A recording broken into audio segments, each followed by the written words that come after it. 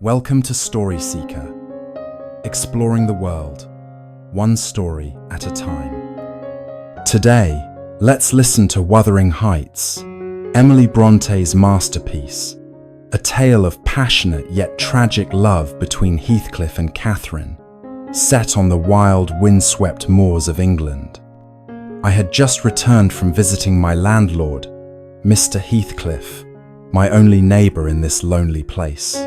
Truly, nowhere in England could I have found a retreat more isolated, more fitting for my wish to avoid society altogether. My first impression of Heathcliff was that he was the perfect companion for solitude. He could not have known how pleased I was to see his unfriendly manner. When I rode up to the gate, he fixed on me a dark, suspicious stare from beneath his heavy brows. "You are Mr. Heathcliff, I suppose?" I asked. He gave only a nod. "I am Lockwood, your new tenant at Thrushcross Grange," I continued. "I thought it proper to call on you early. I hope my living there will not trouble you." "I allow no one to trouble me," he cut in. "Come in." The words hissed between his teeth, sounding more like "the devil take you" than a welcome. Intrigued by someone even less sociable than myself, I accepted. My horse pushed against the gate until at last Heathcliff opened it and called, "Joseph, take Mr. Lockwood's horse and bring some wine from the cellar." Joseph appeared, a sour old man who muttered a prayer as he led my horse away. The house was called Wuthering Heights, a name the locals give to places exposed to the constant storms that sweep the moors of Yorkshire. The few trees near the house bent in one direction under the wind. Thorn bushes stretched like begging hands toward the sun. The building itself was solid, the windows sunk deep into thick stone walls.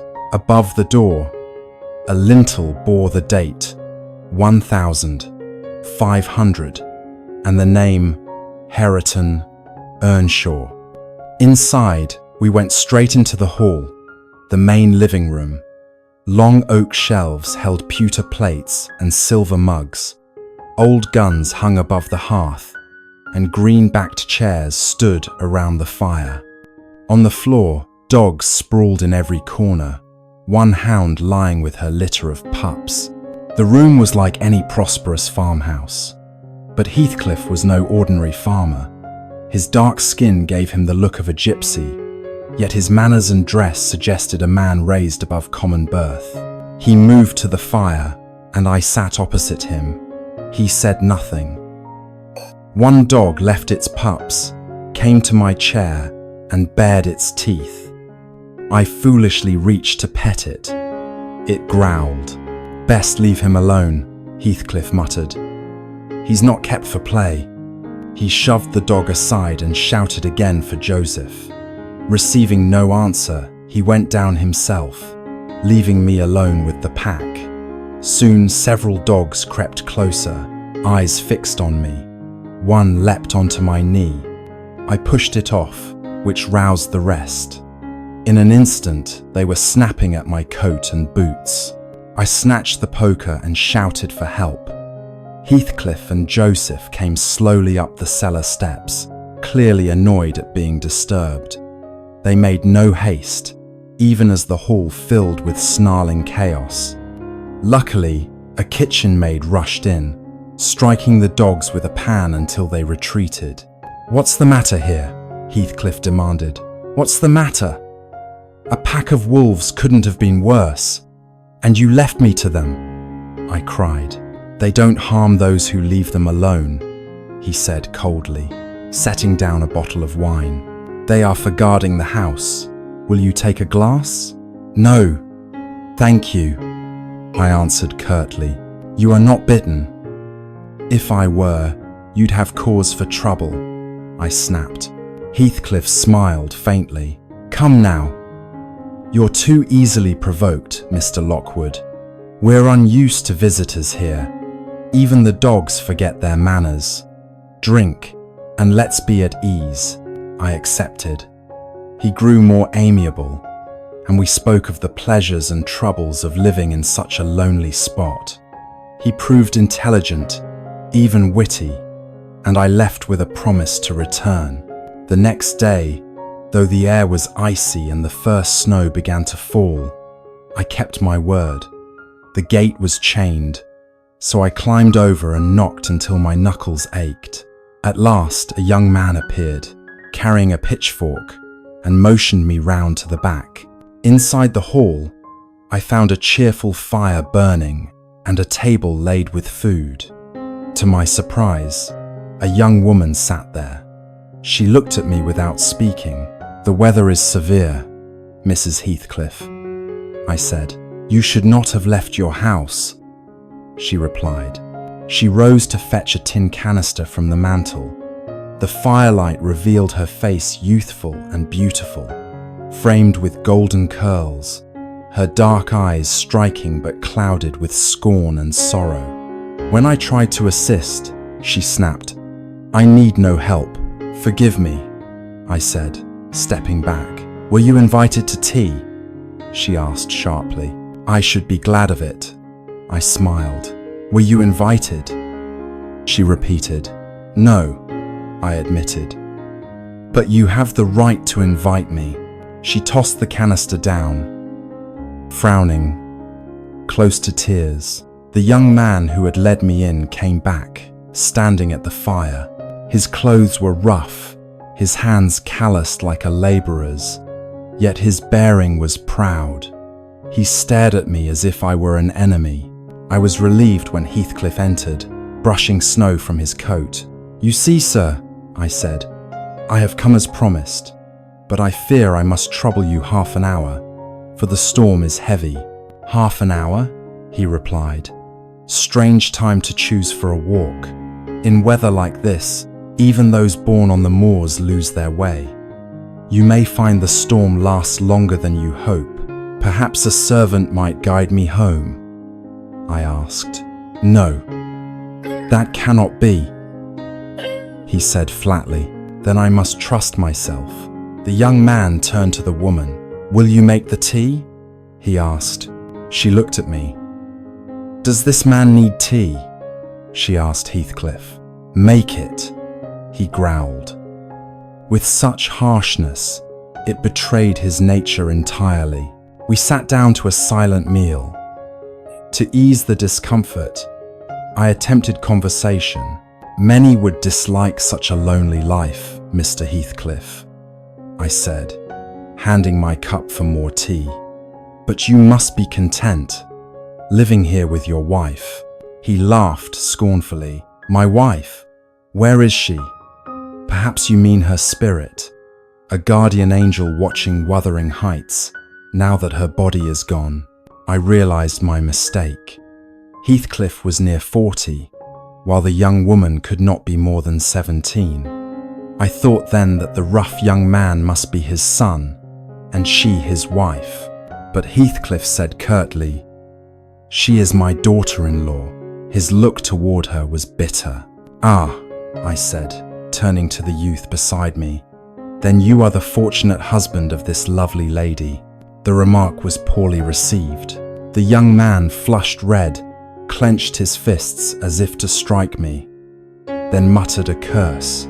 "You are mistaken," Heathcliff said. "Neither of us is her husband. Her husband, my son, is dead." "And this young man?" I asked. "He is not my son, I assure you." Heathcliff smiled coldly, amused by my blunder. "I am Hareton Earnshaw," the young man growled, "and you'd best respect that name." "I meant no insult," I replied, though inwardly amused at his pride.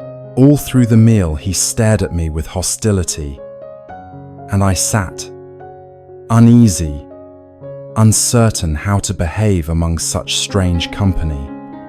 When supper was finished, I walked to the window to see the weather. It was a desolate sight. Darkness had fallen too soon, and the wind hurled snow in wild circles, swallowing both hills and sky. "I cannot possibly return home without a guide," I said. "What am I to do?" Heathcliff gave no answer.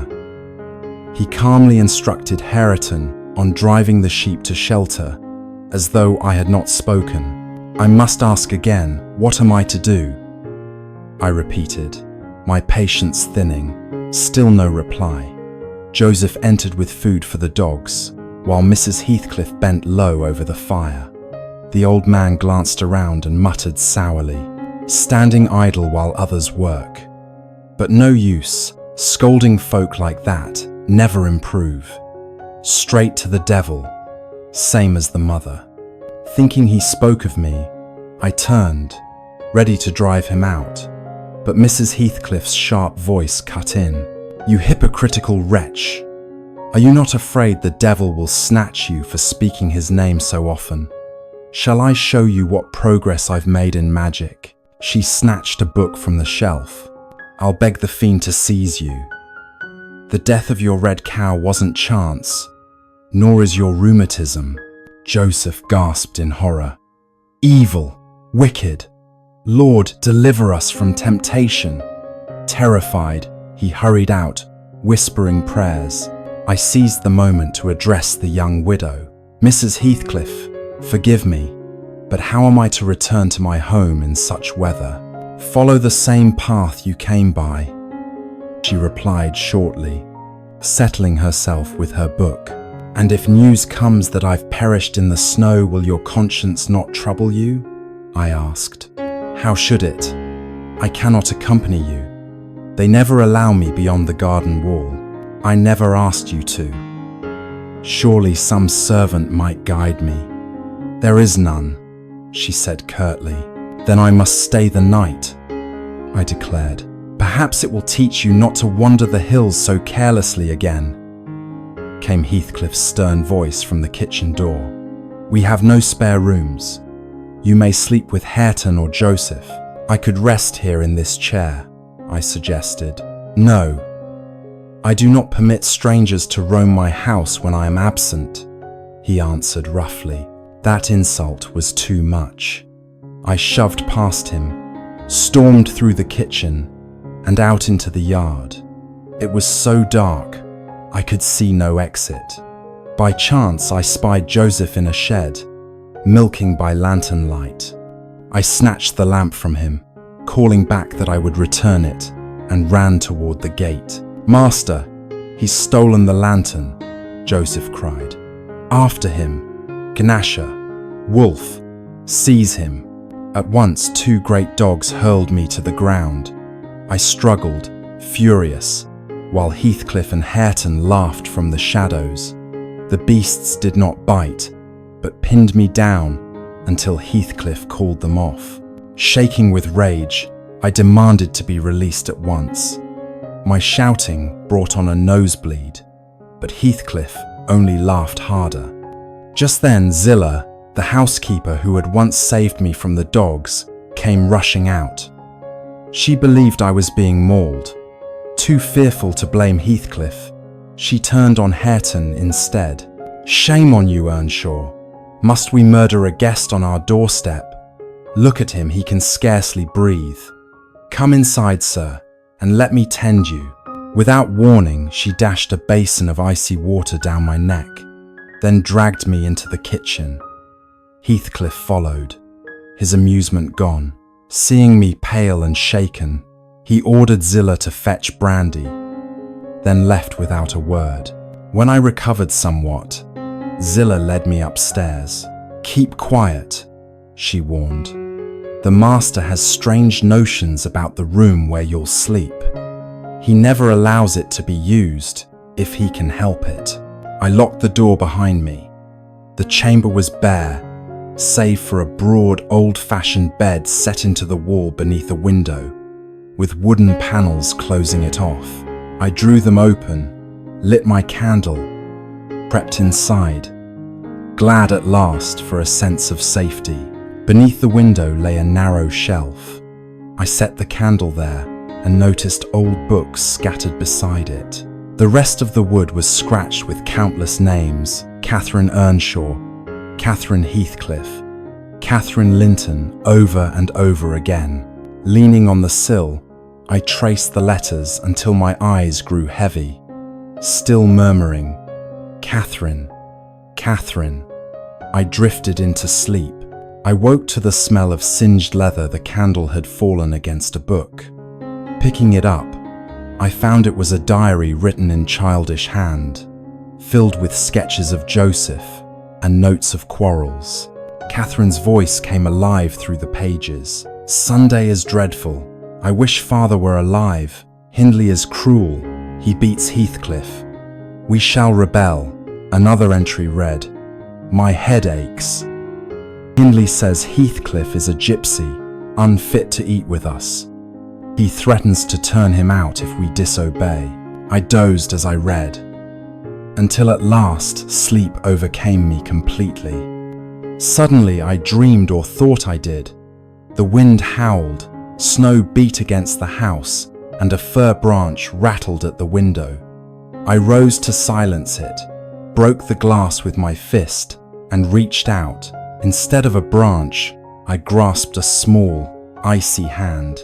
"Let me in! Let me in!" wailed a child's sobbing voice. "Who are you?" I gasped, struggling to pull away. "Catherine Linton," it moaned. "I've lost my way on the moor. I've wandered 20 years. A pale face appeared at the pane. Terror gave me strength. Unable to free myself, I dragged its wrist across the broken glass until blood soaked the bedclothes. Yet still, it cried, "Let me in. How can I? Release me first." I shouted. At last, the fingers loosened. I piled the books against the window and covered my ears, but the wailing continued. "Let me in! Let me in! Begone!" I screamed. "I'll never let you in, not if you plead for 20 years.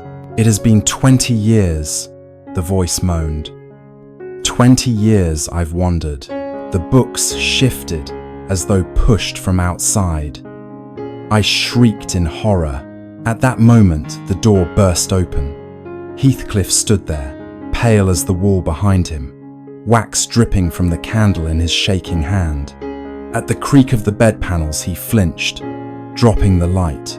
"It is only your guests, sir," I stammered. I cried out in a nightmare, nothing more. "Forgive me, Mr. Lockwood," he said hoarsely, setting down the candle. "Who brought you here? Who dared? I'll turn them out at once." "Your servant Zillah," I answered, hastily dressing. "She deserves no thanks. I swear this place is haunted, full of ghosts and devils." "What do you mean?" he demanded. "And why disturb the house so? Sleep again, if you can, but no more noise, or I'll think you mad. That spectre, Catherine Linton, or Earnshaw, she nearly strangled me. She said she had roamed the earth 20 years. A fitting punishment, no doubt." At her name, his face twisted with anguish.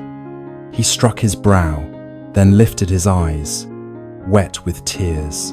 "Leave the room. Go to mine if you must, but stir not outside. The dogs are loose.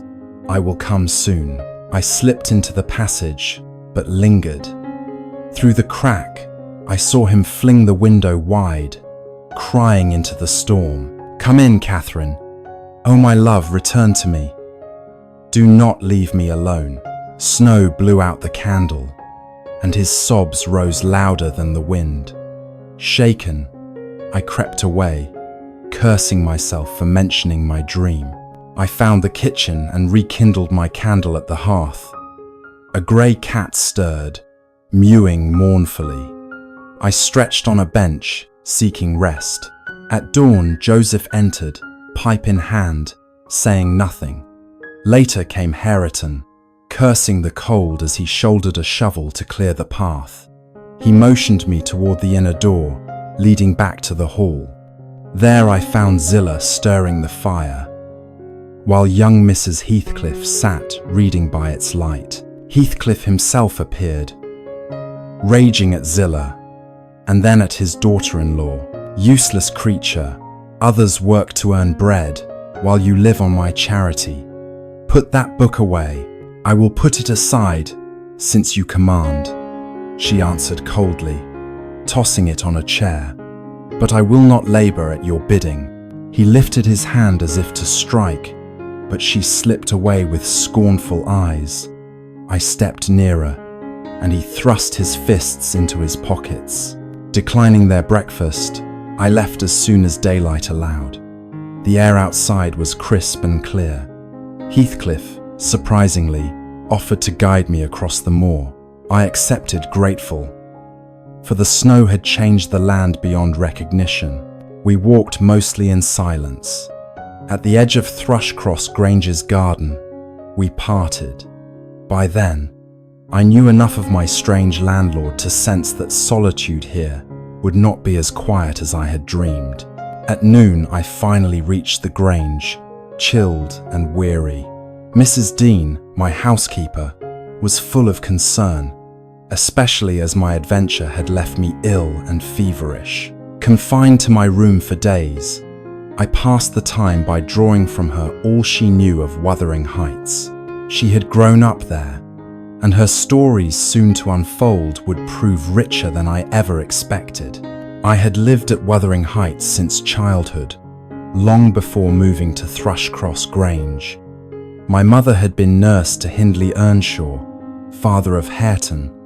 I grew up beside Hindley and his sister Catherine. One bright summer morning, during the hay harvest, old Mr. Earnshaw came downstairs dressed for a journey. He gave Joseph, the farmhand, instructions for the coming days, then turned to Hindley, Catherine, and me as we sat at breakfast. "My dear boy," he said to Hindley, "I'm going to Liverpool. What gift shall I bring you?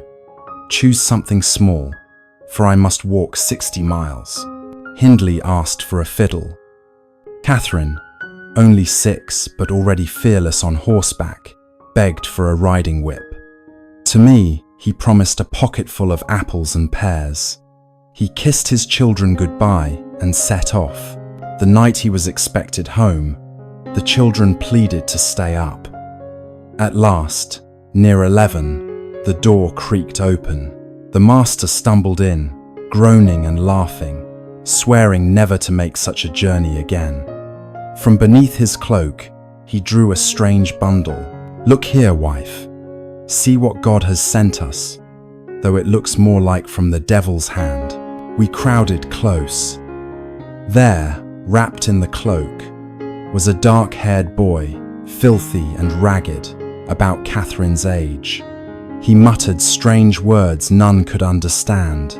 Mrs. Earnshaw recoiled. "Is it not enough to rear our own, without bringing in such a wretch?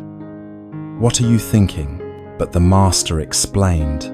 He had found the child, starving and abandoned in the streets of Liverpool. No one knew him. Unable to leave him to die, he had brought the boy home. "Wash him, Ellen," he ordered me, "and dress him in clean clothes. He shall sleep with the children." When the gifts were sought, Hindley wept to find his fiddle broken in the journey. Catherine, hearing her father had lost the whip while caring for the strange child, spat at the boy in fury. Neither would share a bed with him, so he slept on the landing. I hoped he might slip away by morning, but the master found him still there and rebuked us all for casting him out. He named the child Heathcliff both first and last name, and from then on, he was part of our household. In days, he and Catherine became inseparable, but Hindley despised him. Heathcliff was silent, patient, hardened by hardship. He bore Hindley's blows without tears, but the master, whenever he caught Hindley striking the poor fatherless child, as he called him, grew angry and favoured Heathcliff all the more. This partiality only deepened Hindley's resentment. As the years passed, Mr. Earnshaw's health declined. He became quick to anger and imagined everyone against his foster son. To please him, We indulged Heathcliff's every wish, which did him no good. His pride and stubbornness only grew. Hindley was sent away to school, leaving Catherine at home with her father and Heathcliff. She, mischievous as ever, often provoked her ailing father, delighting in teasing him until he scolded. Yet she would charm him again with kisses and laughter, as only she could. One October evening, the old master sat by the fire. Outside, the wind roared across the moors, but within all was warm. I worked at my knitting. Joseph read his Bible. Catherine rested against her father, Heathcliff at her feet. "Cathy, if only you were always so good," he murmured, stroking her hair. "And if only you were always so kind, father," she teased, then quickly kissed his hand and offered to sing him to sleep. Her voice grew soft, and before long his head sank upon his chest. I hushed her, thinking he had dozed. For half an hour we sat still, until Joseph insisted it was time for prayers. He touched the master's shoulder. There was no movement. Bringing a candle near, he started, then quietly sent us children upstairs. But Cathy ran to embrace her father first, and at her cry, the truth was known. "Father's dead! Heathcliff, he's dead!" Their sobs filled the hall until Joseph sternly bade us stop. "Enough noise, Ellen, fetch the doctor and parson." I braved the storm to summon them, and when I returned, Cathy and Heathcliff were upstairs, clinging to one another. Our lives had changed forever. Hindley came home for the funeral, bringing with him a wife, Frances. We were astonished. Soon after the burial, he announced they would remain at Wuthering Heights, he as master now. Joseph and I were sent to live in the back kitchen, the hall reserved for the family. Frances at first seemed fond of Catherine, but soon wearied of her. She disliked Heathcliff at once, which rekindled all of Hindley's old hatred. He refused Heathcliff further schooling, forced him to labour with the servants, and treated him as a stable boy. At first, Heathcliff endured it easily, for Catherine still played with him on the moors and secretly taught him what she learned. Hindley cared only that they stayed out of his sight. One stormy Sunday evening, when the children's noise displeased him, he banished them to the kitchen. Later, when I went to call them to supper, they were gone. The house was searched in vain. "Bolt the doors, Joseph," Hindley roared. "They'll not come in tonight." The household went to bed. From my chamber, I left the window open, resolved to admit them if they returned. Rain poured, yet I waited. At last, I heard steps and saw a lantern by the gate. Wrapping a shawl, I hurried down to meet them before Hindley was roused. There stood Heathcliff, but alone. "Where is Catherine?" I cried. "What's happened?" "At Thrushcross Grange," he said bluntly. I might have stayed as well, but they were too ill-mannered to invite me. "You'll be in trouble for this," I warned. "What on earth possessed you both to wander there?" "Let me change these wet clothes first," Heathcliff muttered, pushing past me into the house. "Then I'll tell you the whole story." I warned Heathcliff to keep his voice low, and he began his tale. Catherine and I slipped from the back kitchen and ran wild across the moors. From a distance, we saw lights shining at Thrushcross Grange and decided to creep closer, curious to see how the Linton children lived. We imagined them shivering in corners while their parents laughed, sang, and drank by the fire. We found a broken fence, crawled through the garden path, and hid beneath a window. Oh, Ellen! The room was splendid. A red carpet, leather chairs, a shining table, the ceiling painted white and trimmed with gold. Edgar Linton and his sister Isabella were there, alone. What luxury they had, but what were they doing? Isabella lay shrieking on the floor while Edgar stood by the fire crying. In the middle of the room, a little dog trembled. From their quarrels, we guessed they had fought over the poor thing, nearly pulling it apart. Such foolish children. Catherine and I laughed aloud at them, despising their pampered weakness. Their laughter betrayed them. The Lintons leapt to their feet, shouting for their parents. Catherine and Heathcliff rattled the window frame to frighten them further until footsteps approached. Heathcliff ran off, laughing, but Catherine stumbled. "Run, Heathcliff, run! They've loosed the mastiff!" she cried. The beast caught her by the ankle. She did not scream, but Heathcliff shouted curses and jammed a stone between its jaws to free her.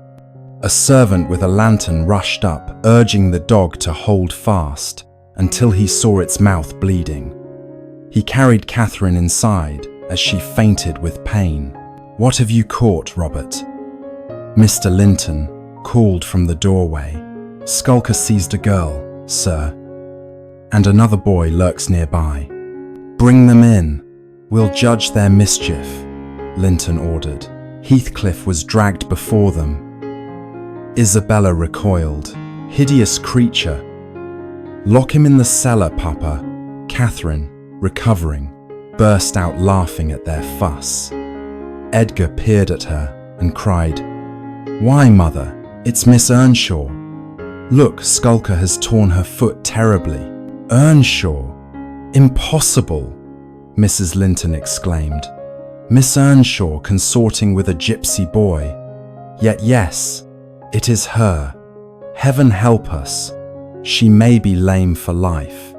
She ushered Catherine to a sofa, servants washing her foot, offering wine and cakes, brushing her hair, settling her near the fire. Meanwhile, Robert thrust Heathcliff outside, handing him a lantern and locking the door. "I'll not leave without Catherine," Heathcliff protested, but he was forced into the night. He crept back to the window, vowing to break it if Catherine wished to escape. But inside she seemed content, smiling as the Lintons fussed over her, feeding the dogs, basking in their care. "You see, Ellen," Heathcliff muttered bitterly. She was above them all, and yet they coddled her as if she were their princess. The next morning, Mr. Linton rode to Wuthering Heights, scolding Hindley for neglecting Catherine. Hindley, instead of punishing her companion, laid down a harsh decree. Heathcliff was forbidden to speak a word to Catherine unless he asked leave first. Catherine remained at the Grange for 5 weeks, until Christmas. By then, her foot had healed, and her manners were polished by her hosts. Frances Earnshaw often visited, bringing her fine clothes. She returned not as the wild child who had left, but a young lady, graceful in silk, her brown hair curling around her shoulders. Hindley lifted her down from her pony. Delighted. "Why, Cathy, you're a beauty now, a true young lady. Ellen, see to her." As I unfastened her cloak, the richness of her dress dazzled me. She laughed when the dogs leapt in greeting, yet dared not touch them for fear of soiling her gown. "Where is Heathcliff?" she asked at once. He was skulking in the yard, more ragged than ever, having grown slovenly in her absence. He had ventured into the hall, but fled at the sight of her finery, ashamed of his rags. "Come out, Heathcliff," Hindley called mockingly. "Greet your mistress like the rest of us." Catherine rushed to him, kissing his cheek again and again, then stood back, laughing. "How dark and sullen you look. So strange and wild, oh. But perhaps I'm too used to Edgar and Isabella. Don't you know me, Heathcliff?" Shame burned in his face. Hindley sneered. "Shake hands, boy. For once, I allow it." "I will not," Heathcliff muttered. "I won't be mocked. I can't bear it." He rushed out, to Hindley and Francis's amusement, leaving Catherine genuinely distressed. That Christmas morning, he avoided the family until they left for church. When they returned, I found him lingering near me. "Ellen, make me decent," he pleaded. "I want to be good. It's high time," I told him. "You've grieved Catherine. She regrets coming home to find you thus." "She said so?" he asked earnestly. "She wept when I told her you had gone off." "I wept too," he said. "And I had greater cause. Yes, your pride and your empty stomach," I replied. "But never mind. I'll tidy you up, make you fit to rival Edgar Linton himself." His spirits rose as I combed his hair and cleaned him. Just as I finished, hoofbeats sounded and the Earnshaws returned with the Lintons. I urged him forward, but fate crossed him again. Hindley entered, furious at seeing him neat. "Upstairs with him," he thundered. "He's been preening himself, has he? I'll lengthen that mane of his."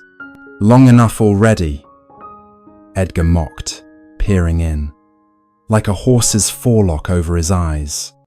Hatred blazed in Heathcliff. He seized a dish of hot apple sauce and flung it at Edgar's neck. Edgar screamed, and Hindley dragged Heathcliff away for a beating. Catherine scolded Edgar for provoking him, tears in her eyes. At supper, she barely touched her food, though her plate was full. Later, as music and dancing filled the hall, she slipped away to visit Heathcliff in the garret, climbing through the window with food and comfort. I found him later, silent by the fire, chin in hands. "What are you thinking, Heathcliff?" I asked gently. "I'm planning how to pay Hindley back," he said coldly.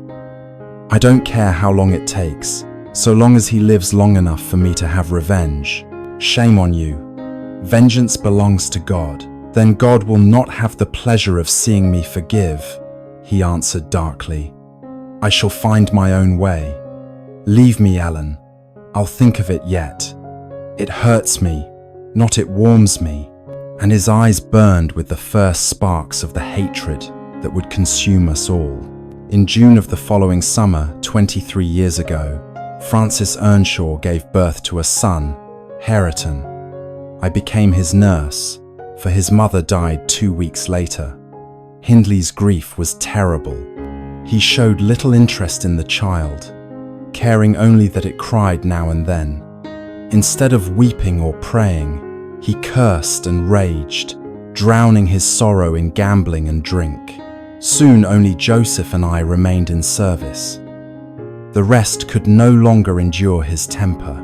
Hindley's vices and the company he kept cast a dark shadow over the household. His cruelty to Heathcliff alone could have turned a saint into a fiend. And indeed, there seemed to grow within Heathcliff something fierce and demonic. He delighted in Hindley's loss of control, yet he himself grew harsher, more sullen, more dangerous. It was a wretched house. No guests ever came save Edgar Linton, who visited Catherine. By now she was 15, the reigning queen of the countryside. Proud and high-spirited, she often vexed me, though she remained fond of me. Her affection for Heathcliff never faltered, and they met whenever Hindley's watchful eye was absent. Edgar, with his polished manners, could not match the depth of that bond. One afternoon, Edgar arrived while Hindley was away, at Catherine's invitation. "Am I too early?" he asked as he stepped in, finding me dusting dishes in the cupboard. "Of course not," Catherine answered quickly, then turned on me. "Ellen, what are you doing here?" "My work," I said. "Go away," she whispered sharply. "Servants should not be cleaning when there are guests." "It's the best time to clean," I replied. "Your brother dislikes me working when he's at home. I'm sure Mr. Edgar won't object." Before Edgar could speak, Catherine snatched the cloth from my hand and pinched my arm so hard I cried out, "Oh, you cruel girl. You had no right to pinch me. I never touched you," she snapped. "You lie." And in her temper, she struck me across the cheek. Edgar saw it all. Shocked, little Hareton, sitting on the floor, burst into tears and said, "Bad, Catherine, bad." She seized him, shaking him, until Edgar tried to pull her away. Instantly, she slapped his hand, hard enough to sting. Edgar stepped back in disbelief, then reached for his hat. "Where are you going?" Catherine demanded. "I must go," he said softly. "No, Edgar, you cannot leave me now. If you do, I'll weep all night. Go, then leave me. I shall cry myself sick, all alone." She flung herself on a chair, sobbing bitterly. Edgar walked into the yard, hesitating, but like a cat unwilling to abandon half-killed prey, he returned, shut the door, and stayed. When Hindley stumbled home drunk later, their quarrel had ended. Edgar departed quietly, and Catherine withdrew to her room. That evening, I rocked Hareton by the fire. I thought Heathcliff was in the stables, but in truth he sat silently in the shadows at the back of the kitchen, unseen. Catherine entered, anxious and pale. "Are you alone, Ellen?" she whispered. "Yes." She sat beside me, brooding, then at last asked, "Where is Heathcliff?" "In the stables, I suppose," I answered. He did not speak, though he was there, listening. "Oh, Ellen," she burst out, "why am I so miserable?" I pitied her and said gently, "You have little reason to be. You are young, loved, and free of care. Can you keep a secret?" she pleaded. Her dark eyes met mine, softening my heart. "I must tell someone. Today, Edgar Linton proposed, and I accepted. Tell me, Ellen, have I done right?" I asked. "Do you love him?" "Yes, of course. I love everything about him. But would you love him without his youth, his beauty, his wealth?" She shook her head. "Without those, I could only pity or despise him, then marry him. Since he has them, and since he loves you," I said. She frowned. "Ellen, you don't understand. If I marry Edgar, I'll be admired, comfortable, respectable. Hindley will be pleased. The Lintons will rejoice. And yet I feel it here." She pressed her heart. "That it is wrong. I had a dream once. I was in heaven, but I wept to return to earth, for heaven was not my home. The angels cast me down, and I awoke on Wuthering Heights, rejoicing. That is what marriage to Edgar would be, heaven, but not my place." She leaned close, her voice trembling. "If Hindley had not degraded Heathcliff, I would never have thought of marrying another. But now, if I wed Heathcliff, we would starve. If I wed Edgar, I can help Heathcliff rise, free him from Hindley's power." At that moment, a faint sound stirred behind us. I turned, glimpsed movement, Heathcliff slipping silently from his chair and out the door. Catherine did not notice. She continued, "I love Edgar, as I love the leaves on the trees changeable with the seasons. But my love for Heathcliff is like the rocks beneath, hidden, eternal. Ellen, I am Heathcliff. He is more myself than I am. Do not speak of us ever being parted, it is impossible." Just then Joseph entered, and the conversation ended. At supper, I offered to fetch Heathcliff, but he was nowhere to be found. Later, I whispered to Catherine that I feared he had overheard her words. Alarmed, she rushed out, calling his name, but he was gone. We searched the farm and sent to Gimmerton, but no trace of him could be found. Catherine wandered the moors all night in the storm, calling for him. Thunder shook the house. A great branch crashed onto the roof, scattering soot down the chimney. At last, drenched and shivering, she returned, refusing to rest. By morning she was burning with fever. For days she hovered in sickness, until Edgar brought her to Thrushcross Grange to recover. Joseph and I were relieved when she left, for as soon as she had strength, she grew restless and demanding. Yet the Lintons paid dearly for their kindness. Both parents caught her fever and died within weeks. As for Heathcliff, he vanished utterly. No word came from him. Catherine returned to us prouder than ever, and Edgar's devotion did not waver. 3 years later, when he married her, he believed himself the happiest man alive. I left little Hereton, then only 5 years old, to follow Catherine to Thrushcross Grange.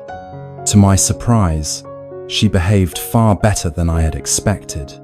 She seemed truly attached to Edgar, and even grew fond of his sister Isabella. Both brother and sister devoted themselves to her comfort, indulging her every whim, and who could be ill-tempered where no opposition was ever offered? I truly believed Catherine and Edgar were deeply happy, and that their happiness grew stronger with time. But it did not last. One quiet September evening, I returned from the garden, carrying a basket of freshly gathered apples. Dusk had fallen, and the moon was rising above the high walls of the grange. Setting down the basket, I paused to breathe the cool air. Suddenly, a voice behind me called, "Ellen, is that you?" It was a deep voice, touched with a foreign accent, yet strangely familiar. I turned and saw a tall man in dark clothing, his hair and face both dark. This is no Earnshaw's voice, I thought. I have waited here an hour, the stranger continued. I dared not enter. Do you not recognize me? Look, well, I am no stranger. The moonlight fell across his face. The pale cheeks, the black hair falling over the brow, the heavy brows, the deep-set eyes they revealed him. Heavens, I cried. It cannot be. Is it you? Yes, it is Heathcliff, he answered. Are they at home? Is she here? Ellen, you seem troubled at the sight of me. Tell me Catherine is here. Say that I may speak with her. Go, tell her someone from Gimmerton wishes to see her. And many a work in mask on. In many a work with the potent. Substrike the workin with how I was sewed. Still astonished, I stammered, but how will she bear the shock? Even I can scarcely believe it. You are truly Heathcliff, but so changed. Have you been a soldier? Go, Ellen, he urged impatiently. Tell her, I am in torment until you do. Catherine and Edgar were upstairs by the window, looking over the garden. They sat in perfect peace, the very picture of contentment, so tranquil that I hesitated to disturb them. At last I said, There is a person from Gimmerton who asks to see you, madam. What for? Asked Edgar. I did not ask, I answered. Draw the curtain, Ellen, and light the candles, Catherine said. Bring up the tea as well. I shall go down and return shortly.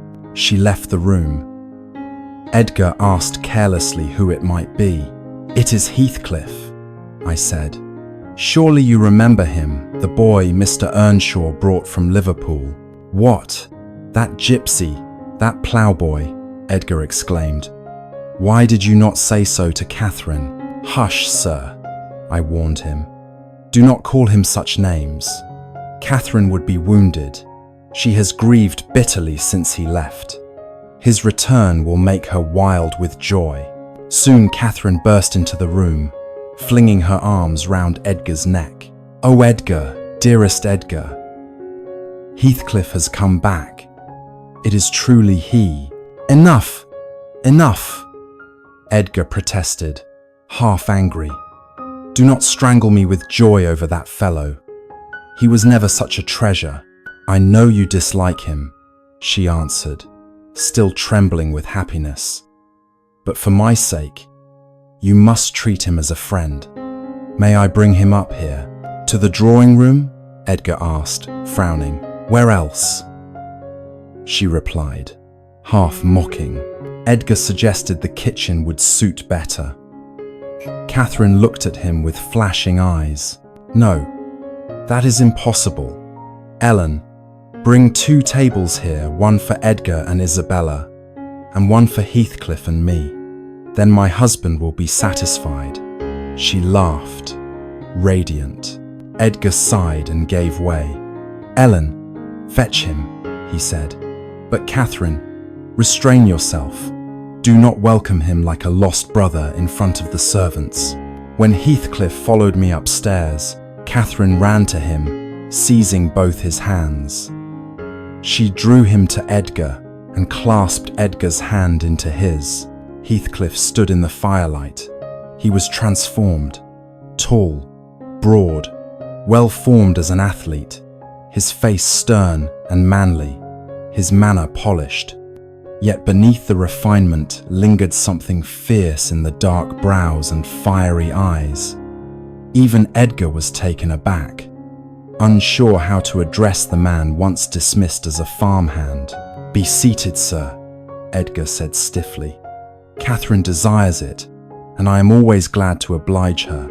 "And I," Heathcliff answered gravely, "am glad as well, especially when it brings me here. I shall stay a few hours." He sat opposite Catherine.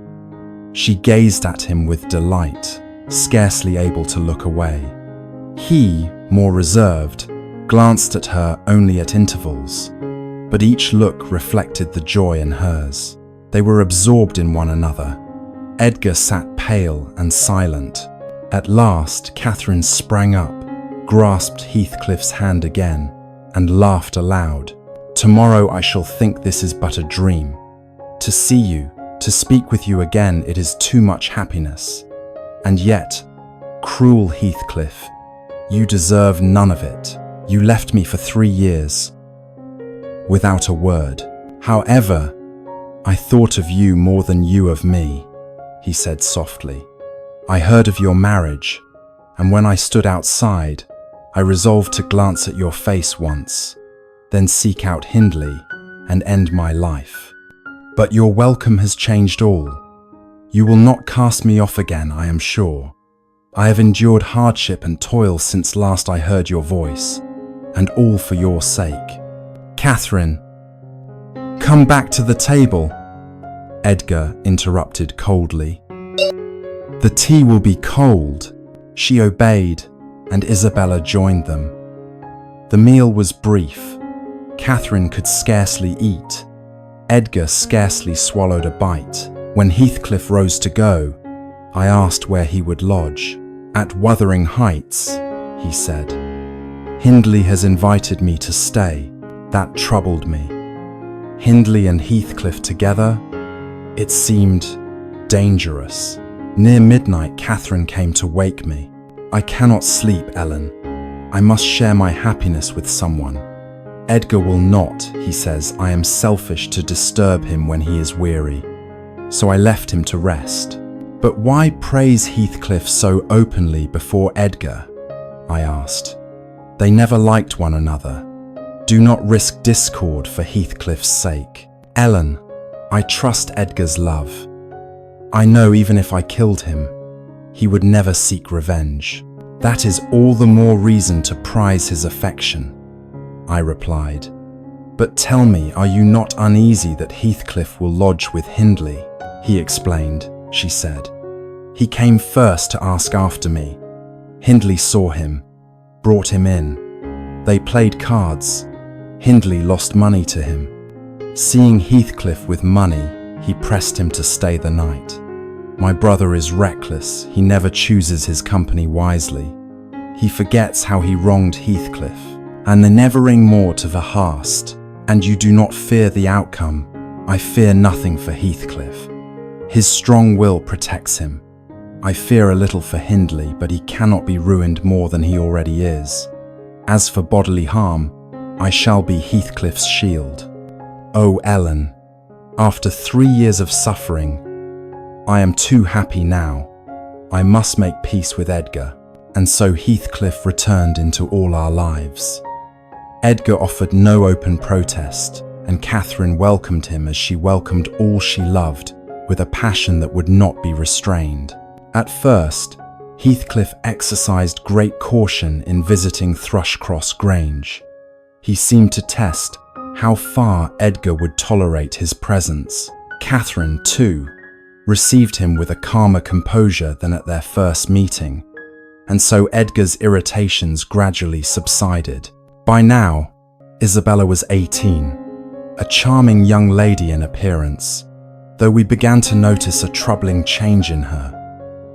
She grew pale, irritable, and listless. One day Catherine urged her to lie down and send for a doctor from Gimmerton. "I am perfectly well," Isabella retorted. "It is only your domineering manner that makes me miserable." "My domineering manner?" Catherine repeated in amazement. "Tell me, when have I ever been unkind to you?" "Yesterday," Isabella answered tearfully.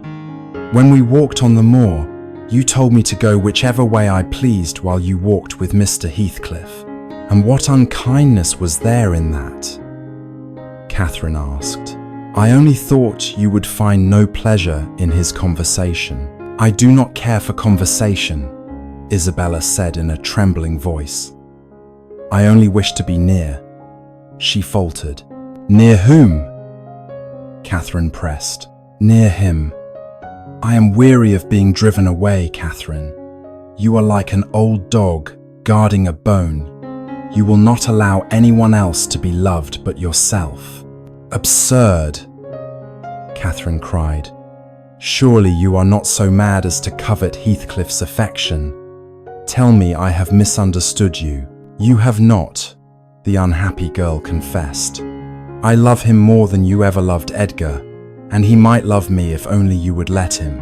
If so, I would not trade places with you for a kingdom," Catherine declared. "Ellen, help me convince her of her folly. Tell her what Heathcliff truly is. A wild, untamed creature, a barren moorland where nothing can grow. Do not imagine that beneath his stern face lies a tender heart. He is no hidden treasure. He is cruel, selfish, relentless. He could never truly love anyone of the Linton family, though he might marry her to seize her fortune." Catherine spoke what she honestly believed. Yet Isabella protested. "How can you speak so, when he is your friend?" Later, when Catherine left the room, Isabella wept to me. "She is cruel. Mr. Heathcliff must have a noble heart, else he would not remember her so faithfully." "Miss Isabella," I said gravely, "banish him from your thoughts. Your sister-in-law may have spoken sharply, but she was right. She knows him better than any. Ask yourself, how has he lived these past years? Whence came his wealth? Why does he lodge with Hindley, the man he hates? Since his return, Wuthering Heights has fallen into ruin. They gamble all night, and Hindley has mortgaged away his estate. He is a ruined man, and Heathcliff is his ruin. Have tote free. You are as unjust as the rest."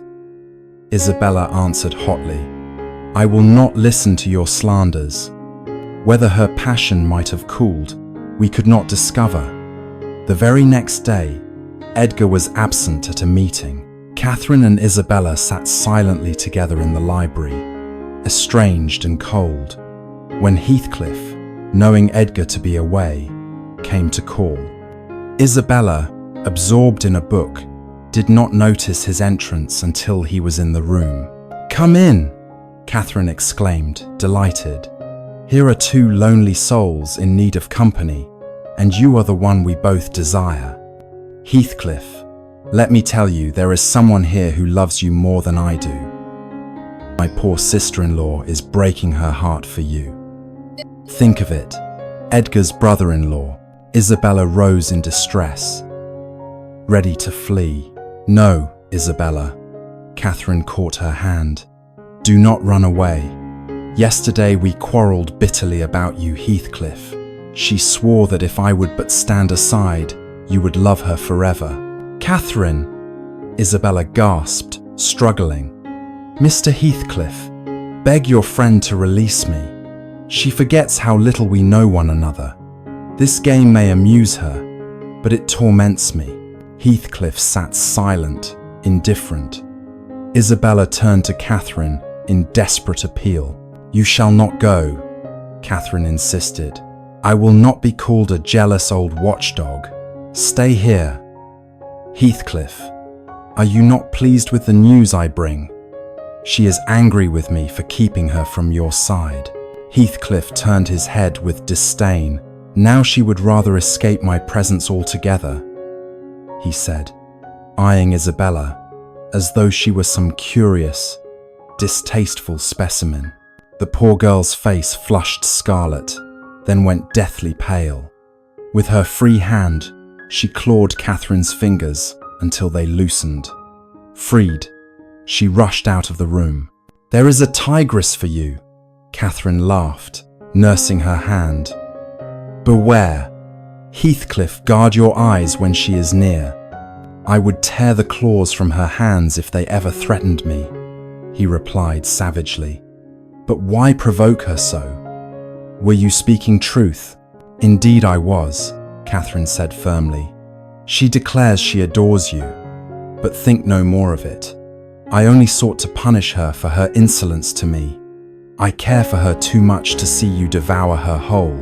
And I care too little to make the attempt, Heathcliff answered coldly. There was a pause. She is your brother's heir, is she not? He asked at last. For now, Catherine replied, but I hope to bear 6 sons, and then she will inherit nothing. You are eager for a neighbour's fortune, but remember, in this case that fortune is mine. The subject dropped. Yet through the rest of the evening, whenever Isabella left the room, a peculiar smile played about Heathcliff's lips. A few days later, Catherine and I were startled to see him in the garden, speaking privately with Isabella. Soon after, he passed into the kitchen, where Catherine confronted him. What is the meaning of this? She demanded. Who invited you to speak with Isabella? I warned you to leave her alone. If you persist, Edgar will forbid you the house. God grant he never tries, Heathcliff muttered darkly. God keep him meek and patient.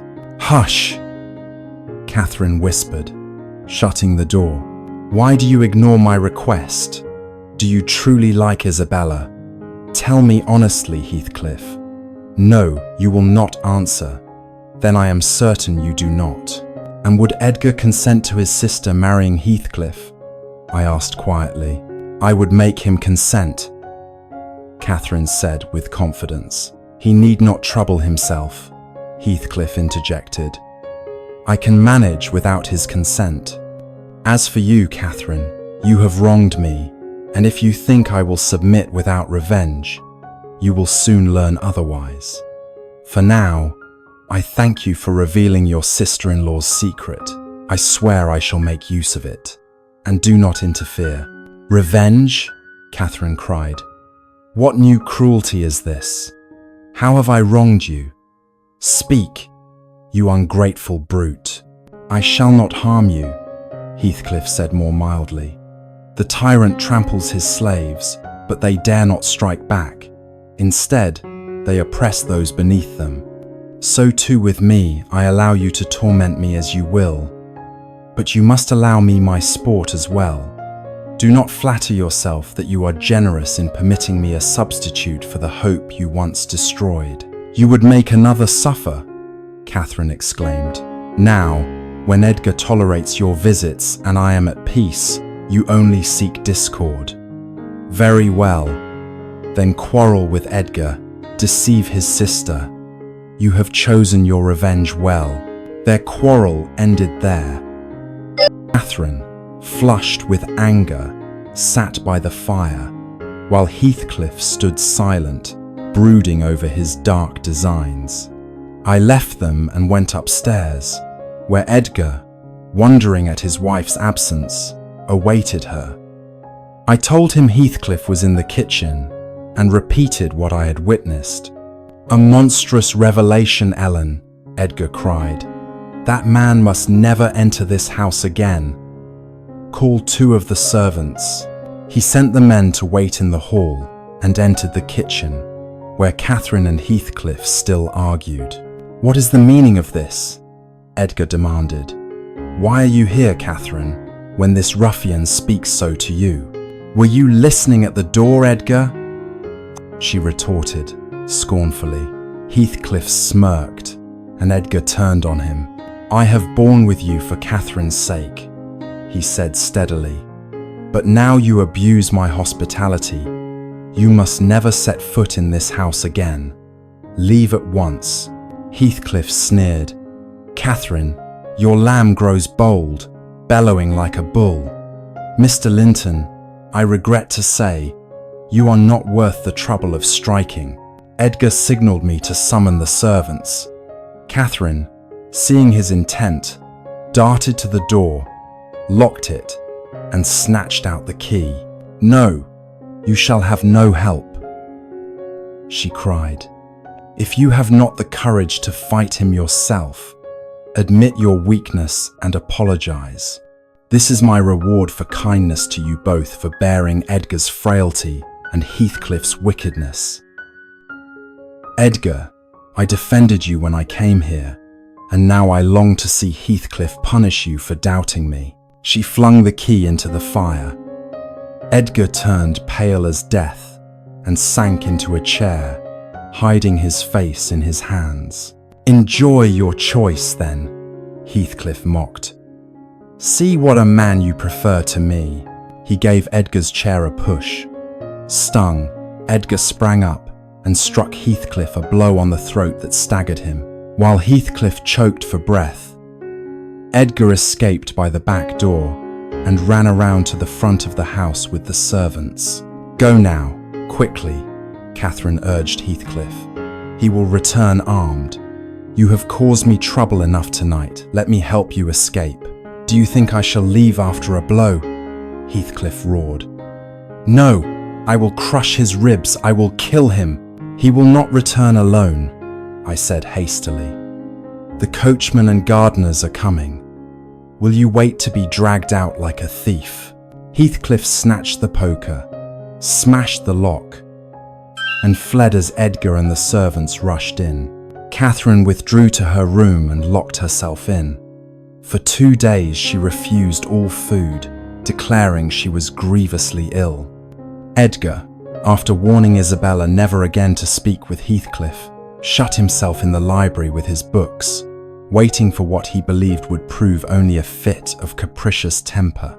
3 days later, when Mrs. Linton's chamber door was unlocked so her empty water jug could be refilled, it was clear she had grown desperately weak.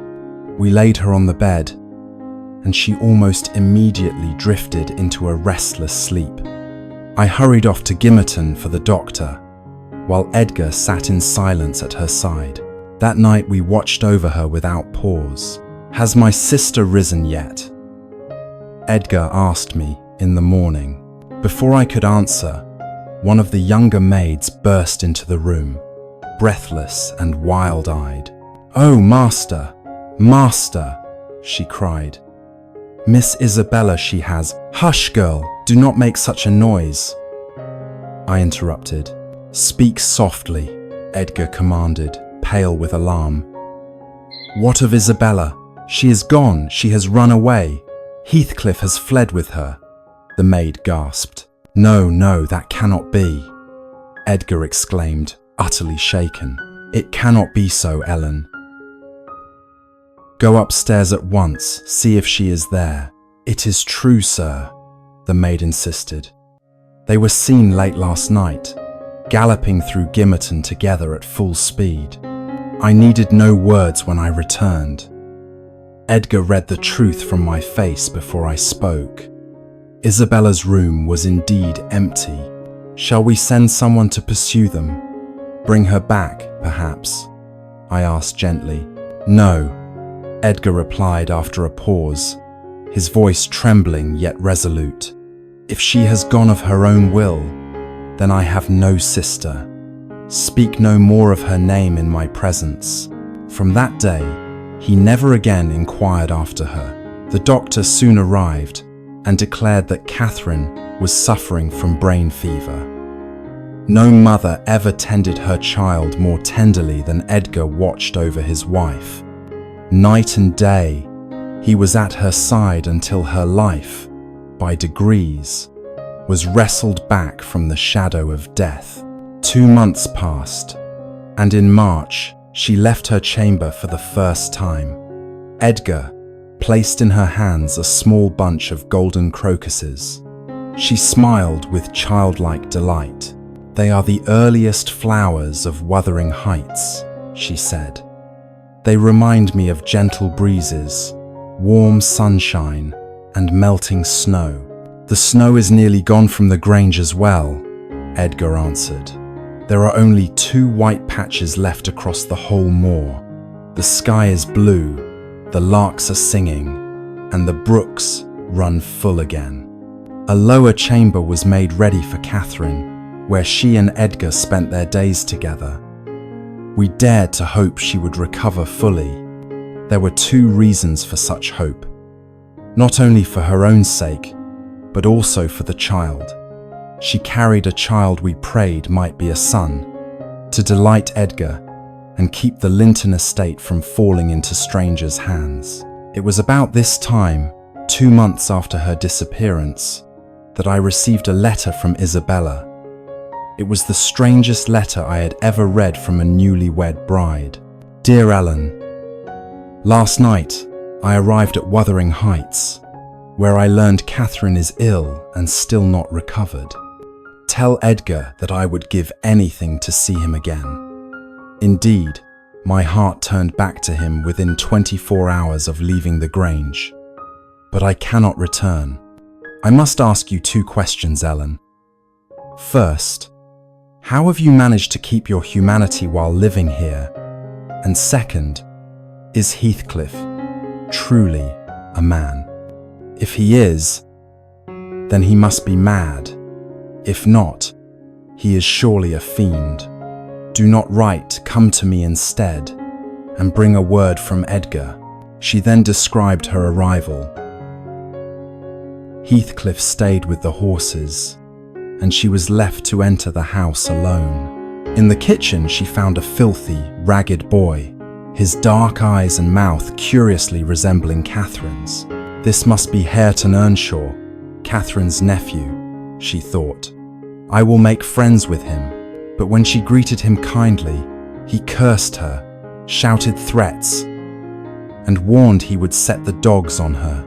Then the door opened, and Hindley appeared gaunt, ragged, his hair hanging wild around his shoulders. What are you doing here? Who are you? He demanded. I am Isabella Linton, she replied, though now I am Isabella Heathcliff. You must remember me. I have come with my husband, and I am sure I am welcome in his house. So he has returned, as he promised, Hindley muttered. Very well, but when you retire tonight, be sure to lock your door. Why so, Mr. Earnshaw? Isabella asked timidly.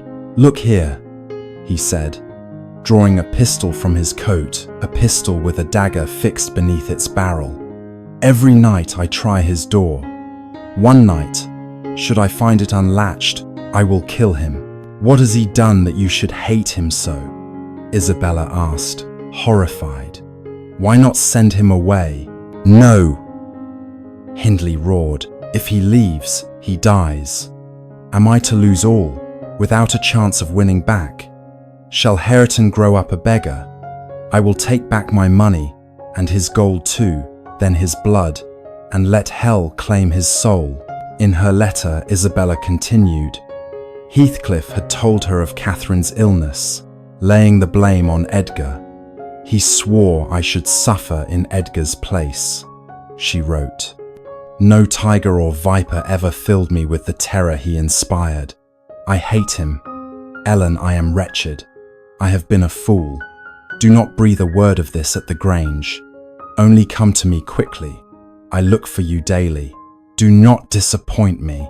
I told Edgar of the letter and asked if he had any message of forgiveness to send. "Forgive her?" he said coldly. "There is nothing to forgive. This very afternoon, Ellen. You may visit her if you choose. Tell her I am not angry, only sorry to have lost her, sorry most of all because I know she will never be happy. I cannot see her again. We are parted forever.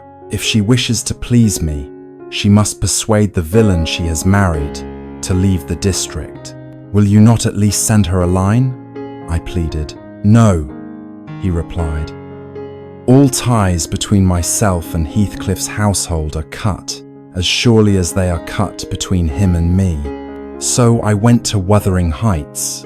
Without knocking, I entered and was struck by the ruin before me. The once cheerful hall lay filthy and neglected.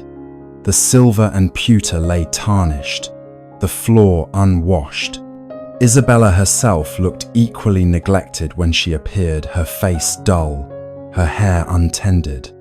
Yet Heathcliff, seated upon the table, looked better than ever, strong, commanding, almost noble. Any stranger would have thought him the master of the house, and her some wretched drudge. Isabella's eyes lit with hope when she saw me, hands outstretched for the letter she longed Edgar would send. When I shook my head, she turned away, her lips trembling. Meanwhile, Heathcliff pressed me eagerly about Catherine.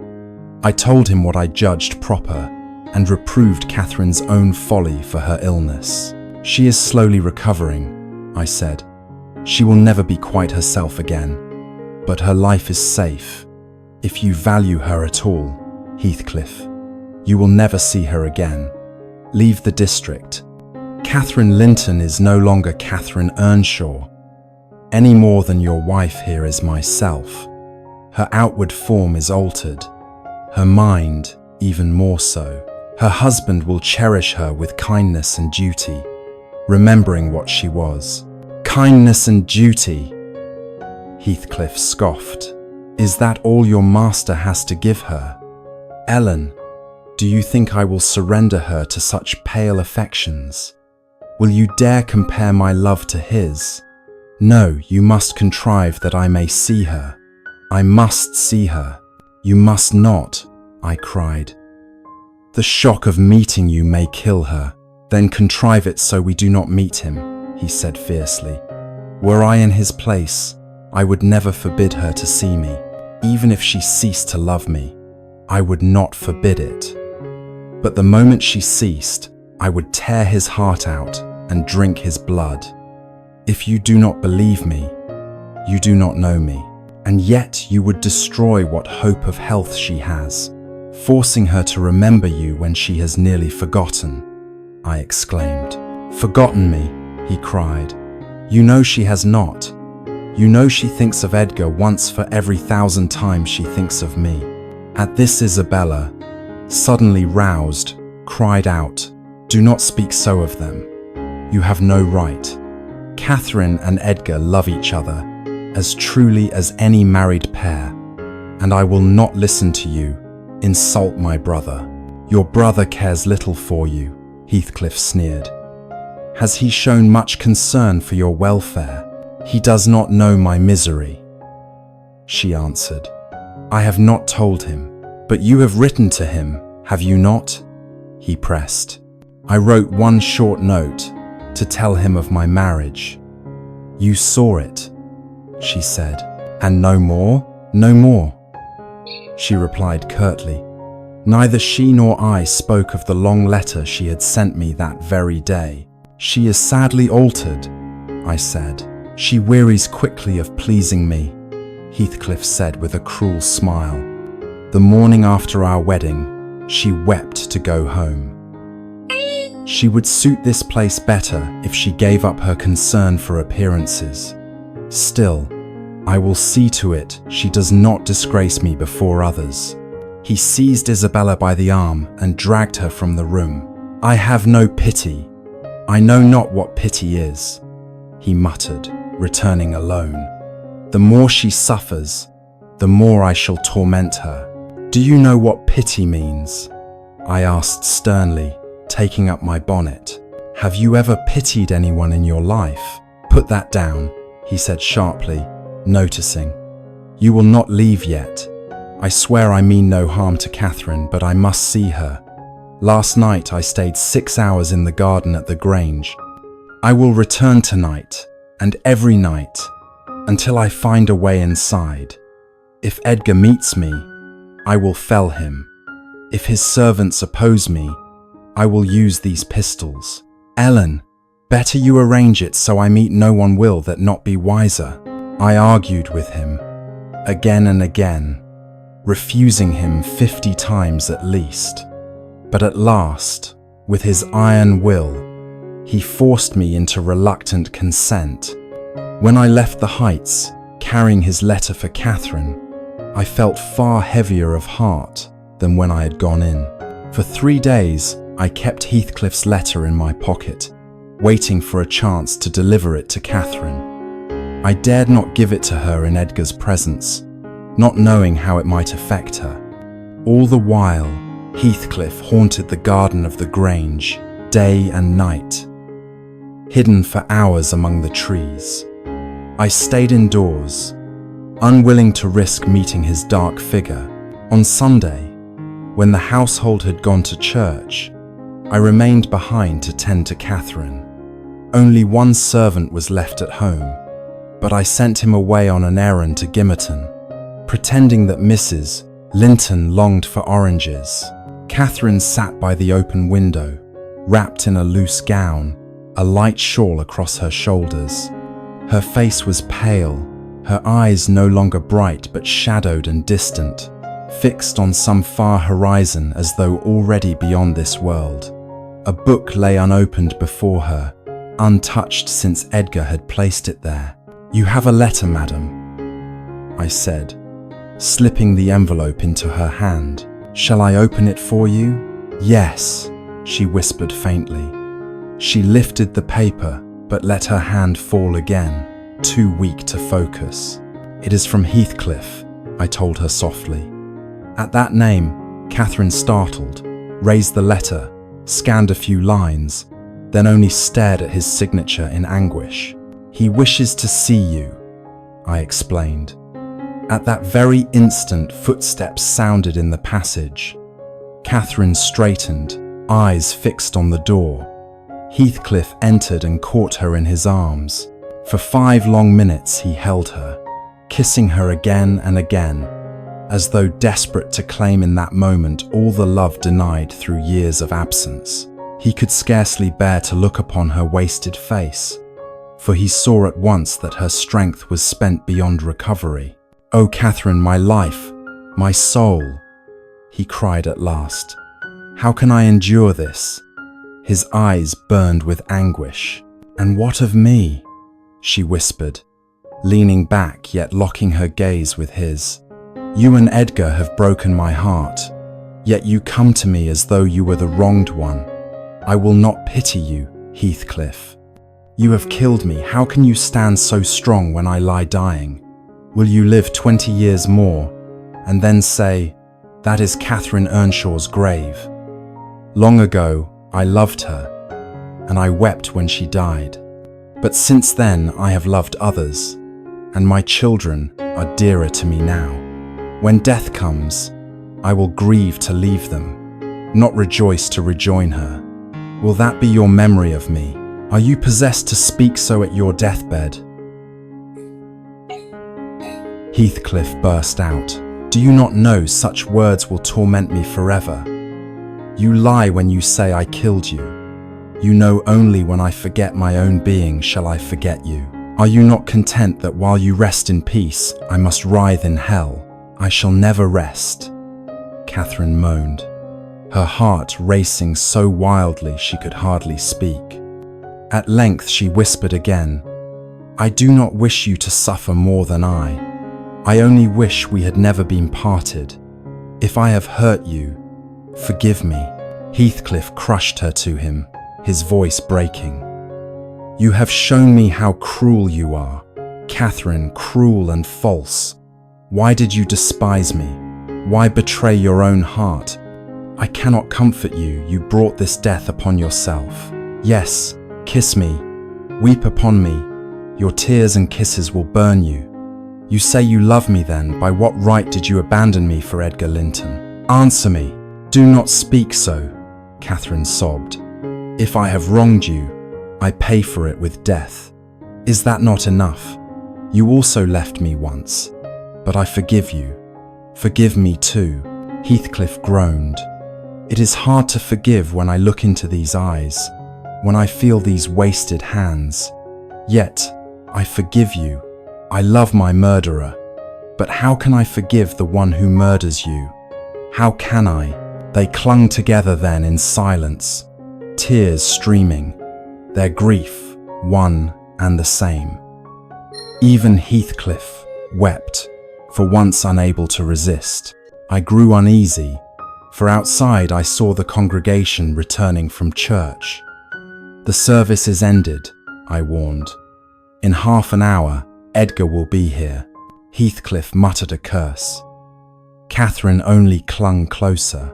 Soon the servants appeared at the gate, and behind them Edgar strolled slowly up the garden path, savouring the peaceful afternoon, unaware of what awaited him. He is coming, I urged. Go now, slip down the stairs, hide in the shrubs until he has entered. He but none of a power. Capsivoba. I must go, Catherine, Heathcliff whispered. But I will see you again before you sleep. I will stand beneath your window tonight. You must not leave me. She pleaded wildly, seizing him with the last of her strength. Only for an hour, not for one moment, she gasped. Linton is at the gate. I must... No, she cried with sudden force. Do not leave me. This is our last time together. Edgar cannot harm us. Stay, O Heathcliff. I shall die. He is here, Heathcliff groaned, sinking back beside her. Hush, my darling. Hush. I will stay, even if he shoots me. I will die with your blessing on my lips. Edgar's step was already upon the stair. Cold sweat broke on my brow. Catherine's head fell limp. Her arms dropped lifelessly. She has fainted or worse. I thought in terror. Edgar entered, pale with shock, then rushed toward the intruder. But Heathcliff held Catherine's body across his arms, still as death. Save her first, he said hoarsely, then speak to me after. And he laid her in Edgar's arms. Edgar forgot his rage in fear for his wife. While he bent over her, coaxing her back to life, I seized the chance to beg Heathcliff to leave. At last, after grim resistance, he yielded. I will go from this house, he said, but only to the garden. Remember, Ellen, tomorrow you must bring me word of her. I will wait beneath the fir trees. Fail me, and I will come again, whether or not Edgar is by her side. With that threat he departed, to spend the night among the shadows of the Grange. Around 10 o'clock that night, young Cathy was born. 2 hours later, her mother died, never once regaining consciousness to recognize Edgar, nor to remember Heathcliff. Edgar's grief was so deep it is best left untold. A further sorrow was that Catherine left no male heir. By her father's will, Edgar's estate must pass to Isabella upon his death. Poor child Kathy, her arrival was scarcely noticed. In those first hours, she might have died without anyone caring. Later, we tried to make amends for such neglect. All night, Edgar sat silent by his wife's body, his eyes closed, his face pale. He looked as lifeless as she who lay beside him, yet his stillness was the numbness of grief, while hers was eternal peace. Catherine's brow was smooth, her eyelids shut, her lips curved, as though in a faint smile. At sunrise, seeing my master dozing in exhaustion, I left the chamber to breathe the morning air. My true purpose was to seek out Heathcliff. Though fearful, I could not bear that he should hear the news from another. I found him, leaning against an old ash tree, bareheaded, hair dripping with dew shaken from the branches above. He lifted his eyes as I approached. "She is dead," he said hoarsely. "I knew it before you came. Put away your handkerchief, she has no need of your tears." "Yes," I whispered, choking back sobs. "She is gone, and we pray she rests in heaven." "Heaven?" he repeated, unable to speak her name. His whole frame trembled, his eyes burned into me with a wild defiance against pity. At last he forced the words. "How did she die?" "Like a lamb," I answered. She sighed once, stretched herself as though waking from sleep, and drifted away. After a few minutes, her heart gave one faint beat, and then no more. "Did she speak my name?" His voice faltered with dread. "No," I said. "After you left her, she knew no one." I said. "After you left her, she knew no one." She lay smiling faintly, her last thoughts lost in dreams of the past. She slipped into eternity, as if into gentle sleep. May she wake in joy hereafter. "May she wake in torment," he cried suddenly, stamping and moaning like a madman. "She is not in heaven. I pray by every breath till my tongue stiffens that Catherine Earnshaw shall not rest while I live. She said I killed her, then let her haunt me. Spirits of the murdered do linger near their murderers, I believe it. Come back to me, Catherine. In whatever form, make me mad with your presence. Do not leave me in this hell where I cannot find you. O God, I cannot live without my soul." He dashed his head against the tree, raving like a beast pierced with spears. Blood stained his brow and hands, the bark around him. Plainly, he had spent the whole night thus, in agony repeated again and again. I felt no pity, only horror. When he turned and ordered me away with a savage cry, I obeyed at once. To comfort him was beyond human power. The funeral was set for the following Friday. Until then, Catherine's coffin lay open, strewn with flowers and fragrant leaves. Edgar kept watch day and night. Only I knew that Heathcliff kept vigil too outside the window every night. I never spoke to him, but I knew he longed to enter. On the third night, when Edgar at last lay down in exhaustion, I left a casement unlatched. Heathcliff came silently, staying but a few moments. I would not have known had I not later found a light lock of fair hair upon the floor. It had been taken from the locket. Catherine wore a keepsake of Edgar. Heathcliff had cast it out and replaced it with a dark strand of his own. I twined both locks together and laid them back inside the locket. The day of the burial dawned fair, the last bright day we were to see for many weeks. But that evening the wind turned to the northeast, bringing rain, then snow. Soon every primrose and heather lay buried. The larks fell silent, and the new leaves blackened with frost. Through it all, Edgar shut himself in his study, while I kept watch over the crying infant. Suddenly the door burst open, and a woman stumbled in, laughing wildly through gasps for breath.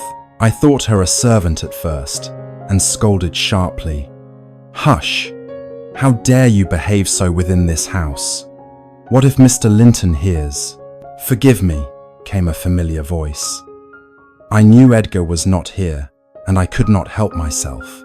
It was Isabella Heathcliff. She leaned against the fire, clutching her side. Her hair hung loose, dripping with melted snow. Her silk gown clung to her body, soaked through. Her slippers were in tatters. A deep cut marked her neck, and her face was scratched and bruised. "I ran all the way from Wuthering Heights," she said, when she caught her breath. "I fell I know not how many times. Oh, Ellen, send for a carriage to take me to Gimmerton. Have a maid fetch some clothes from my old chamber." Only after these orders were given did she allow me to tend her wounds. When she was seated, sipping tea, she spoke. "Do not think I mourned Catherine, less because I laughed when I entered. I have shed my tears, but she and I did not part as friends, and I cannot forgive myself for it. Still, I will never pity him, that brute beast." She pulled the gold wedding ring from her finger. "This is the last token of him I possess," she cried. "I will break it, burn it." She flung it into the glowing coals. "Let him buy another, if ever he catches me again. I dare not stay, for he would drag me back and trouble Edgar too." Her eyes fell on the infant in my arms. "I ought to remain to care for this child. This house is truly my home. But will he allow Edgar and me peace? Never. He will poison even our happiness." Then, with sudden bitterness, she said, "He has murdered all love I had for him. I gave him my heart, he crushed it to death and flung it back to me. That heart is ruined beyond pity. Even if he should groan till the end of his days, even if he wept blood for Catherine, I could not pity him. I have roused his rage now. If ever he seizes me again, he will take his revenge." Isabella told me what had happened the night before at Wuthering Heights. She and Hindley sat by the fire in the hall until nearly midnight. "I was reading some old books," she said, while he sat motionless, not speaking for hours. The only sounds were the wind rattling the shutters and the faint crackle of the fire. The silence was so heavy, it felt as though joy had left the world forever. That stillness ended with Heathcliff's return from Catherine's grave. The storm drove him back earlier than usual. Hindley glanced at Isabella, then toward the door. "I'll keep him outside for 5 minutes," he muttered. "You don't object, do you?" "Not at all. You can keep him out all night if you wish," Isabella replied. "Bolt the door." Hindley did so quickly, just before Heathcliff reached it. He turned back to her, eyes burning. "We both owe him a debt of vengeance," he said. "Unless we are cowards, we must strike. Are you as weak as your brother, or will you endure him to the end without thought of revenge?" "I've endured enough," Isabella answered. "I would gladly see him punished, but treachery and violence cut both ways. Treachery and violence are justice when answered with the same," Hindley cried, producing a gun and a knife. "Sit still, say nothing, and you'll rejoice in his death. Catherine is gone, no one lives to mourn or shame me now." Seeing she could not dissuade him, Isabella ran to the window. "You'd best go elsewhere tonight," she shouted into the storm. "Earnshaw waits to kill you if you enter." Angered, Hindley cursed her. Moments later, Heathcliff smashed his fist through the window, shattering the glass. But the iron bars held him back. Snow clung to his clothes, his teeth gleaming white in the darkness. "Let me in, Isabella, or you'll regret it," he snarled. "I cannot kill a man," she answered, "but Earnshaw is waiting with gun and knife." "Then open the kitchen door," he roared. "Too late, Hindley will be there before me." Is your love so feeble, Heathcliff, that you cannot endure one storm? If I were you, I'd lie down on her grave and die like a faithful dog. You said Catherine was your whole life. How can you still live now? At this, Hindley thrust his weapon through the bars. If only I could reach him, I'd fire now. But Heathcliff seized the gun, wrested it from Hindley's hand, and the weapon discharged. The knife attached to it tore into Hindley's wrist, slashing deep. Heathcliff yanked it free, pocketing the bloody blade. With a stone, he smashed the bars and leapt inside. Hindley collapsed, unconscious from loss of blood. Heathcliff trampled him, then dragged his limp body to a chair and bound the wound roughly. Isabella, freed at last, ran to wake Joseph, who hurried down. When Hindley revived, Heathcliff coolly pretended nothing had happened. "You fool," he said, "to drink yourself senseless. Go to bed." Then he left the room. The next day, Hindley sat weakly by the fire, while Heathcliff stood nearby in silence.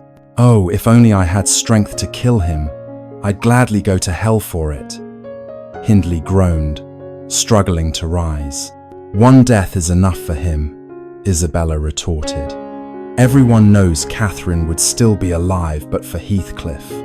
Better to be hated by him than loved. I can only curse the day he entered this house." For a moment, Heathcliff seemed struck by the truth, tears running down his face. He sobbed bitterly, until Isabella laughed with scorn.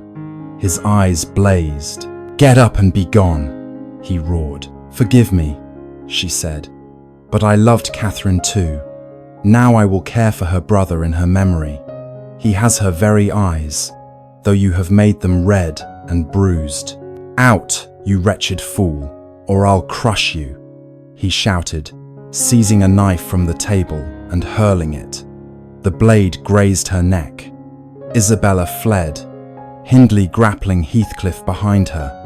She ran through the kitchen, calling Joseph to help his master, and burst into the storm, stumbling down the slope toward the moor. Many times she fell, waded through mire, but she did not stop until she was safe. When she finished telling me this, Isabella climbed a chair to kiss the portraits of Catherine and Edgar. "I'd rather live in hell forever than spend another night at Wuthering Heights," she said. Wrapping herself in a cloak, she went out to the waiting carriage. She never returned to the moors. She settled near London, and months later gave birth to a frail son, whom she named Linton. She wrote me of his weakness, fearing for his life. One day, Heathcliff met me in the village and asked where she lived.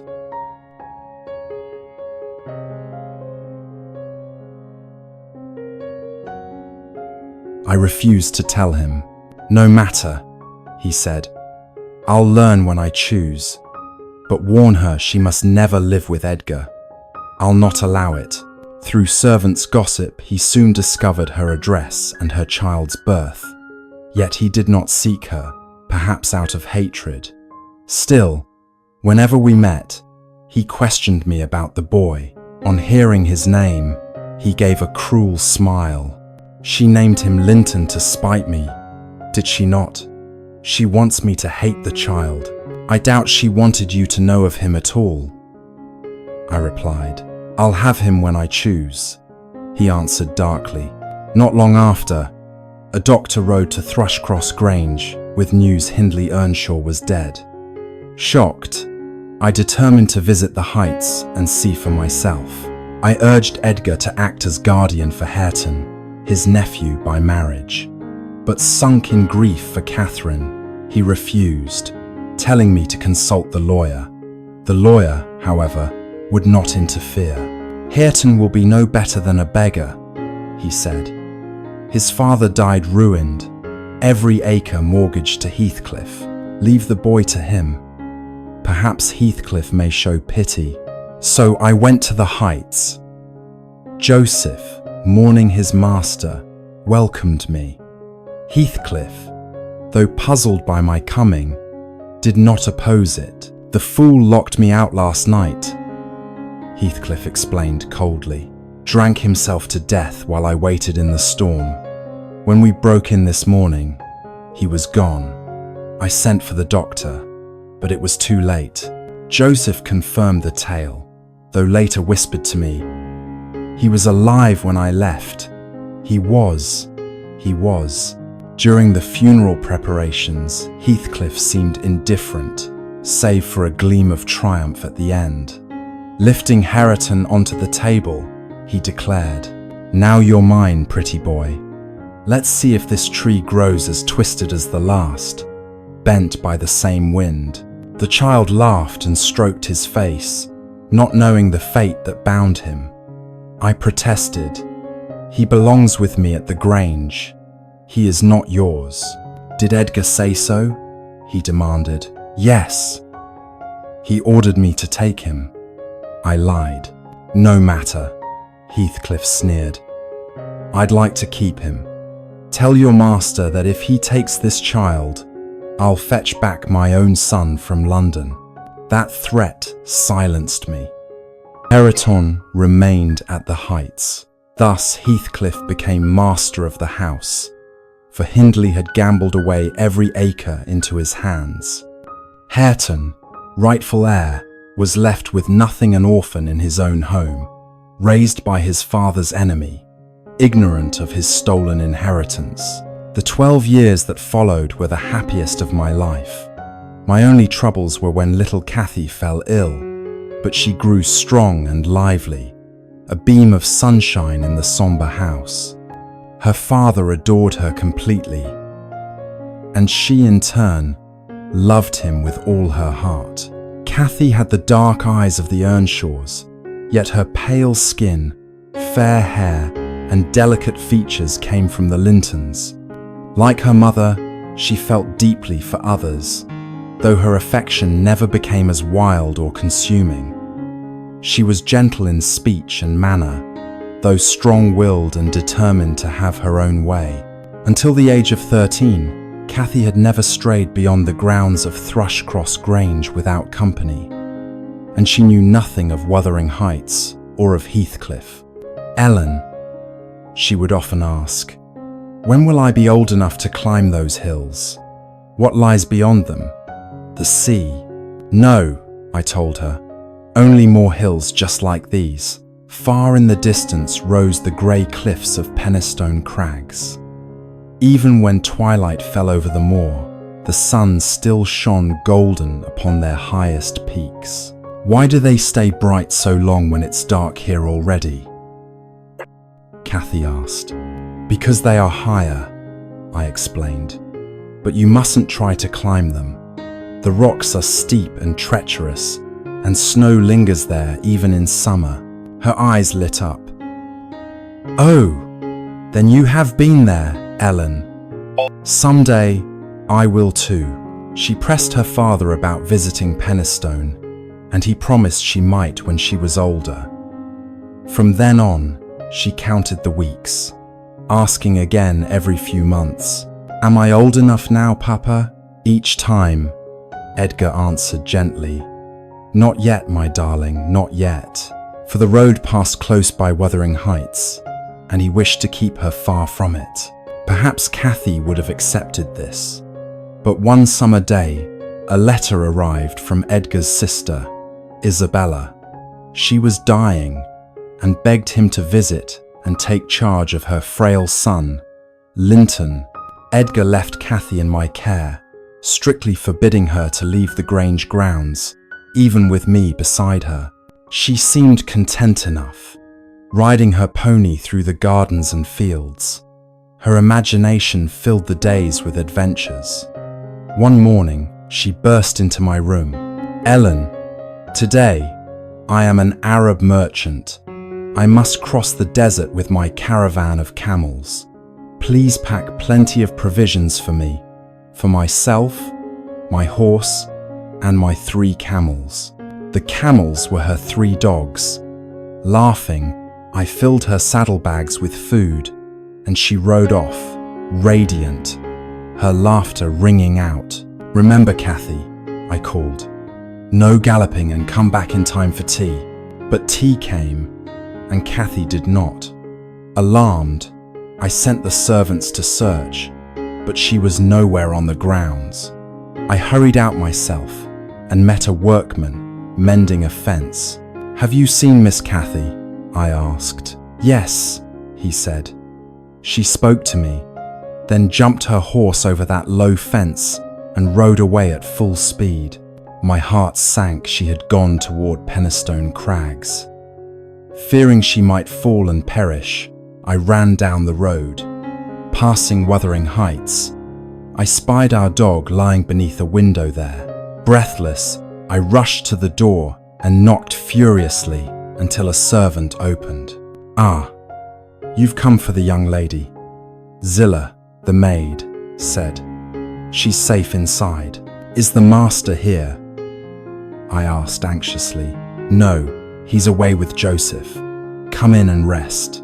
Inside, Cathy sat in a little chair that had once been her mother's, chatting merrily with Hareton Earnshaw. Hareton, now 18, tall and strong, stared at her in bewildered fascination, scarcely following her stream of talk. I forced a stern look to hide my relief. "So, Miss Cathy, this is the last time you'll ride out until your father returns. You've behaved most wickedly." "Oh, Ellen," she cried, springing up to embrace me. "I've had such an adventure. Have you ever been here before? Put on your hat and come home at once," I ordered. "But Papa won't scold me," she protested, tears rising. "He never does." "Enough, child. You're 13, not a baby." "Don't scold her," Zillah interjected. "She only feared you'd be worried, so we asked her to rest here." Hareton shoved his hands into his pockets, clearly displeased by my presence. I reached for Cathy's hat, but she darted away, laughing as Hareton and Zillah joined in. "If you knew whose house this was," I said sharply, "you would be eager to leave." "Whose house then? Is it your father's?" Cathy asked Hareton. "No," he muttered. "Then your master's?" He reddened further, muttered an oath, and turned away. "But he said our house and our people," Cathy told me. "I thought he was the master's son. If he's just a servant, he should call me Miss." Hareton's face darkened with anger. "Fetch my horse," Cathy ordered him like a stable boy. "You may walk beside me if you like. Quickly now." "I'll do it when you're in hell, witch," he snarled. Her eyes widened. "In hell? What do you mean?" "That's where you belong," he snapped. "You see, Cathy," I said, "what sort of company you've found. Let us leave him." "But Ellen, how dare he speak so to me? I'll tell Papa," she sobbed. The threat had no effect, and her tears fell in fury. "Bring me my horse," she demanded of Zillah. "Wait, miss," Zillah said calmly. "You'd best be civil. Hareton may not be the master's son, but he is your cousin." "My cousin?" Cathy gasped, laughing scornfully. "Yes," Zillah affirmed. "Oh, Ellen," Cathy cried, clinging to me. "It isn't true. Papa is fetching my cousin Linton from London, but this brute," she broke off, sobbing at the thought. "Be still," I said firmly. "People may have cousins of every kind, but that does not make them worse. You needn't be friends with them if they are unworthy." "No, he is not my cousin," she insisted, hiding her face against me. I was vexed at Zillah for revealing the kinship, and at Cathy for blurting Edgar's errand. No doubt Zillah would carry the news to Heathcliff. Hareton, recovering from his outburst, looked uneasy at Cathy's tears. To soothe her, he fetched her horse and even offered her a puppy. She recoiled, brushing it aside, still weeping. As we rode away, I glanced back. Hareton stood tall and sturdy, handsome despite his rough clothes and coarse ways. He had inherited strength his father never possessed, but Heathcliff had twisted his nature by withholding education, leaving him ignorant and coarse. Joseph only fed his pride in the Earnshaw name while fearing Heathcliff too much to guide him rightly. Thus Hareton was like fertile soil left untended, capable of great harvest, yet overrun with weeds. The next day, a black-edged letter arrived from Edgar. His sister Isabella had died, and he was returning with her little son. Cathy was overjoyed at the thought of her father's return and longed to meet her cousin. "Linton is 6 months younger than I am," told me eagerly. "How wonderful it will be to have someone my own age to play with." At last, the carriage came. Cathy flew out to greet her father, and the two embraced with delight. The boy, still asleep, was roused and set upon the ground. He resembled Edgar, though without his uncle's pleasant expression. "My darling Cathy," Edgar said, "your cousin is not strong or cheerful like you. He has just lost his mother, so do not expect him to run about and play tonight. Let him rest." "Yes, Papa," Cathy agreed. "Linton," Edgar continued gently, "this is your cousin Cathy. She wants to be your friend. Our journey is over, and from now on you shall rest and be as happy as you please." But the boy burst into tears. "Then let me go to bed." Edgar bore it patiently, though I could see how weary he must have been after the long journey with so fretful a child. After tea, Linton was put to bed and quickly fell asleep. "He will grow stronger in time," Edgar said hopefully. "Cathy's company will do him good. If we are allowed to keep him," I thought to myself. That very evening, Joseph appeared at our door. "I must see Mr. Linton," he declared, striding in, uninvited. "You had better leave your message with me," I said. "My master is about to retire." He pushed past me and went straight to the library. Without so much as a greeting, he announced, "Mr. Heathcliff has sent me for his son, and I cannot return to Wuthering Heights without the boy." For a moment, Edgar was silent, grief and disappointment clouding his face. Isabella had entrusted the child to him, yet the father's claim could not be denied. "He is asleep," Edgar said at last. "He shall go in the morning." "No!" Joseph cried, striking his stick upon the floor. "Heathcliff must have him tonight." "You will not take him tonight," Edgar answered firmly, pushing the old servant out. "Very well." Joseph snarled as he left. "In the morning Heathcliff will come himself. Let us see if you dare turn him away."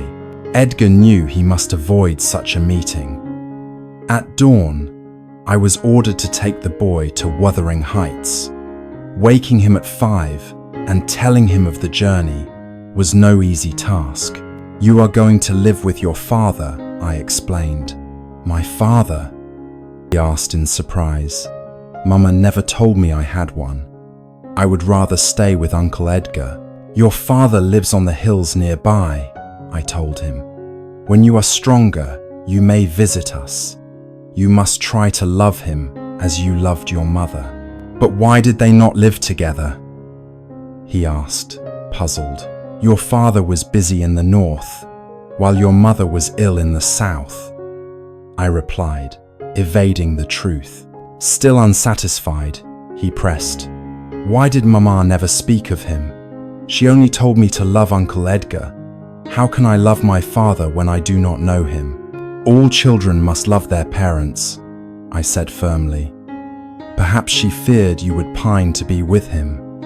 So, the bright morning sun and the purple heather somewhat cheered him, and he began to ask about his new home. But as we approached the grim house, he fell silent, gazing at the bent firs and tangled orchard with solemn dread. Inside, Heathcliff was waiting. "So, you have brought me my property," he said. I feared I would have to fetch it myself. He stepped forward, Hareton and Joseph watching curiously.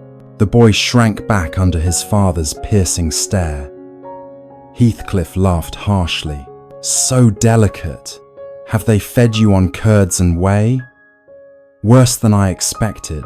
I urged the trembling child to dismount and go inside. Heathcliff pulled him roughly toward him. "Do you know who I am?" "No." The boy sobbed. "You have heard of me?" "No." Heathcliff sneered. "Shame on your mother, never to speak of me. Well, know this, I am your father, and she was a wicked woman not to tell you." Then turning to me, he added, "If you are tired, sit down. If not, you may go." "I will go," I said. "But I hope you will be kind to him. He is your only kin in the world." "I shall be kind enough," Heathcliff replied with a cruel laugh. "Joseph, give him some breakfast. Hareton, off to your work. This boy will one day be master here, and perhaps of Thrushcross Grange as well. I hate the sight of him for what he recalls to me, but he will be safe, for he is too valuable. A tutor shall teach him 3 times a week. Even Hareton must obey him. All is arranged." Seeing there was nothing more I could do, I prepared to leave. Linton, occupied with fending off a boisterous dog, noticed at once. "Don't leave me," he cried in terror. "I will not stay here. I will not." But the door was shut firmly behind me. Back at the Grange, Cathy awoke in high spirits, expecting to meet her cousin. When told he was gone, she wept bitterly. No one told her that he was only 4 miles away at Wuthering Heights. And when she saw him again, he was so changed that she scarcely recognized him. Each time I met Zillah, the housekeeper there, I asked after him. She said the boy never grew stronger, and Heathcliff seemed to hate him more each day. 3 quiet years passed at Thrushcross Grange. On Cathy's birthdays, the house was always solemn, for the day was also the anniversary of her mother's death. Edgar kept to his study, alone with his grief. On her 16th birthday, however, a bright spring day, Cathy begged me to walk with her upon the moors. Edgar allowed her a short ramble to look for birds' nests. At first the walk was delightful, the air warm, the larks singing, Cathy running ahead with her golden hair streaming, her cheeks glowing like roses, her eyes shining with joy. "But where are these nests, Miss Cathy?" I asked, after we had gone some distance. "Just a little farther, Ellen, just a little farther," she called back. We climbed hill after hill until I was weary and insisted we must go no further. But she either did not hear or pretended not to, and raced ahead. At last, I found her again standing with 2 men, one of whom I recognized instantly, Heathcliff. And so, the nests she had spoken of lay on his land. "I didn't steal anything," Cathy was protesting. "I only wanted to look. My father told me there were many nests up here." Heathcliff's lip curled. He had recognized her, and his dark eyes betrayed both recognition and malice. "And who is your father?" he asked. "Mr. Linton of Thrushcross Grange," she replied proudly. "I see you did not know me, or you would not have spoken so. So you imagine your father's name should command reverence from all?" Heathcliff sneered. "And who are you?" she asked, glancing curiously at Hareton. "I have met this one before. Is he your son?"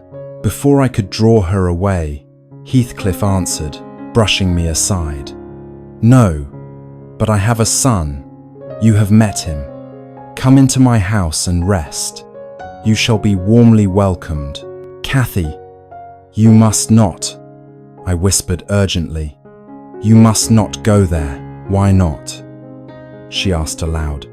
I am tired, Ellen, and I wish to see his son. Perhaps this is the house we visited once before, returning from Penistone Crags. It is, Heathcliff confirmed, tightening his grip on my arm. Come, Ellen, you will join us. Hareton, take the young lady ahead. Against my protests, Cathy ran forward, reaching the heights before I could free myself. You are wrong to force this, I told Heathcliff. I merely wish her to meet Linton, he said smoothly. The boy is better these days, almost handsome. Why should she not see him? Inside, Linton sat by the hearth, weary from a short walk. He was taller, but pale and frail. Well, do you know him? Heathcliff asked Cathy. Is this your son? She inquired, glancing from one to the other. Yes. Have you forgotten Linton so soon? Linton, she cried in delight. So it is you. I am so glad. She greeted him warmly, then turned to Heathcliff. Then you are my uncle. I think I shall like you, though at first you seem stern. Why do you never visit us at the Grange? It is strange we should live so near and never meet. Heathcliff smiled faintly. Before you were born, I did visit once or twice. Cathy spun on me. Ellen, how unkind you were to keep me from coming here. From now on, I shall come every morning. Will you not mind, uncle? And perhaps one day I shall bring father too. And in the things relaxant to us, the meist versided, insefinant, of course, Heathcliff said, though his expression betrayed his dislike of the thought. But you must know your father bears a grudge against me. If you tell him of your visits, he will forbid them. Better say nothing. And why did you quarrel with him? She asked. He thought me too poor to marry his sister, and resented it when I did, Heathcliff replied smoothly. His pride was hurt. He has never forgiven me. Then father was wrong, Cathy said firmly. One day I shall tell him so. But Linton and I have nothing to do with that quarrel. We may be friends regardless. It is too far for me, Linton complained weakly. 4 miles would kill me. You may come here, perhaps once or twice a week, but not every day. Heathcliff's eyes flashed with contempt at his son's feebleness. Then, softening his voice to me, he murmured, You see, my plan may come to nothing. She will tire of him quickly, he is so spiritless. Ah, but if it were Hareton, he has fire, yet I have raised him, so she cannot love him. He called sharply, Linton, show your cousin the garden before you change your shoes. Hareton, come here. This young lady is your cousin too. Take her round the farm. Cathy's eyes widened. So you are my cousin as well? She asked Hareton with a laugh. Yes, Heathcliff said. Your mother's nephew. Hareton led her out silently while she hummed to herself. Heathcliff watched them go with grim satisfaction. Ellen, do you remember me at that age? Was I ever such a dolt? You were worse, I said bluntly, for you were surly too. He smiled coldly. I am pleased with Hareton. He is what I meant him to be, trapped in ignorance and roughness forever. I have made him despise refinement as weakness. Yet he loves me, believes me his only friend. That is my triumph. His attention returned to Linton, who sat sulking by the fire. Up, you idle boy! They are returning. As Cathy re-entered, she noticed some carved letters above the door. What is this? She asked. Just some marks, Hareton muttered. They are words. I can read them, they are English, Cathy insisted. Linton burst into laughter. He cannot read. He cannot even spell his own name. What use is reading? Hareton growled. But the young pair's laughter drove him from the room. Humiliated. All afternoon, Linton entertained Cathy by mocking Hareton's blunders. At last, I persuaded her to leave, returning home long after we should have. That evening, she told her father all. "Why have you kept me from Linton?" she asked. "Uncle Heathcliff was kind and wished us to be friends. Only you are unkind." Edgar then revealed what Heathcliff had done to Isabella and how he had gained possession of Wuthering Heights.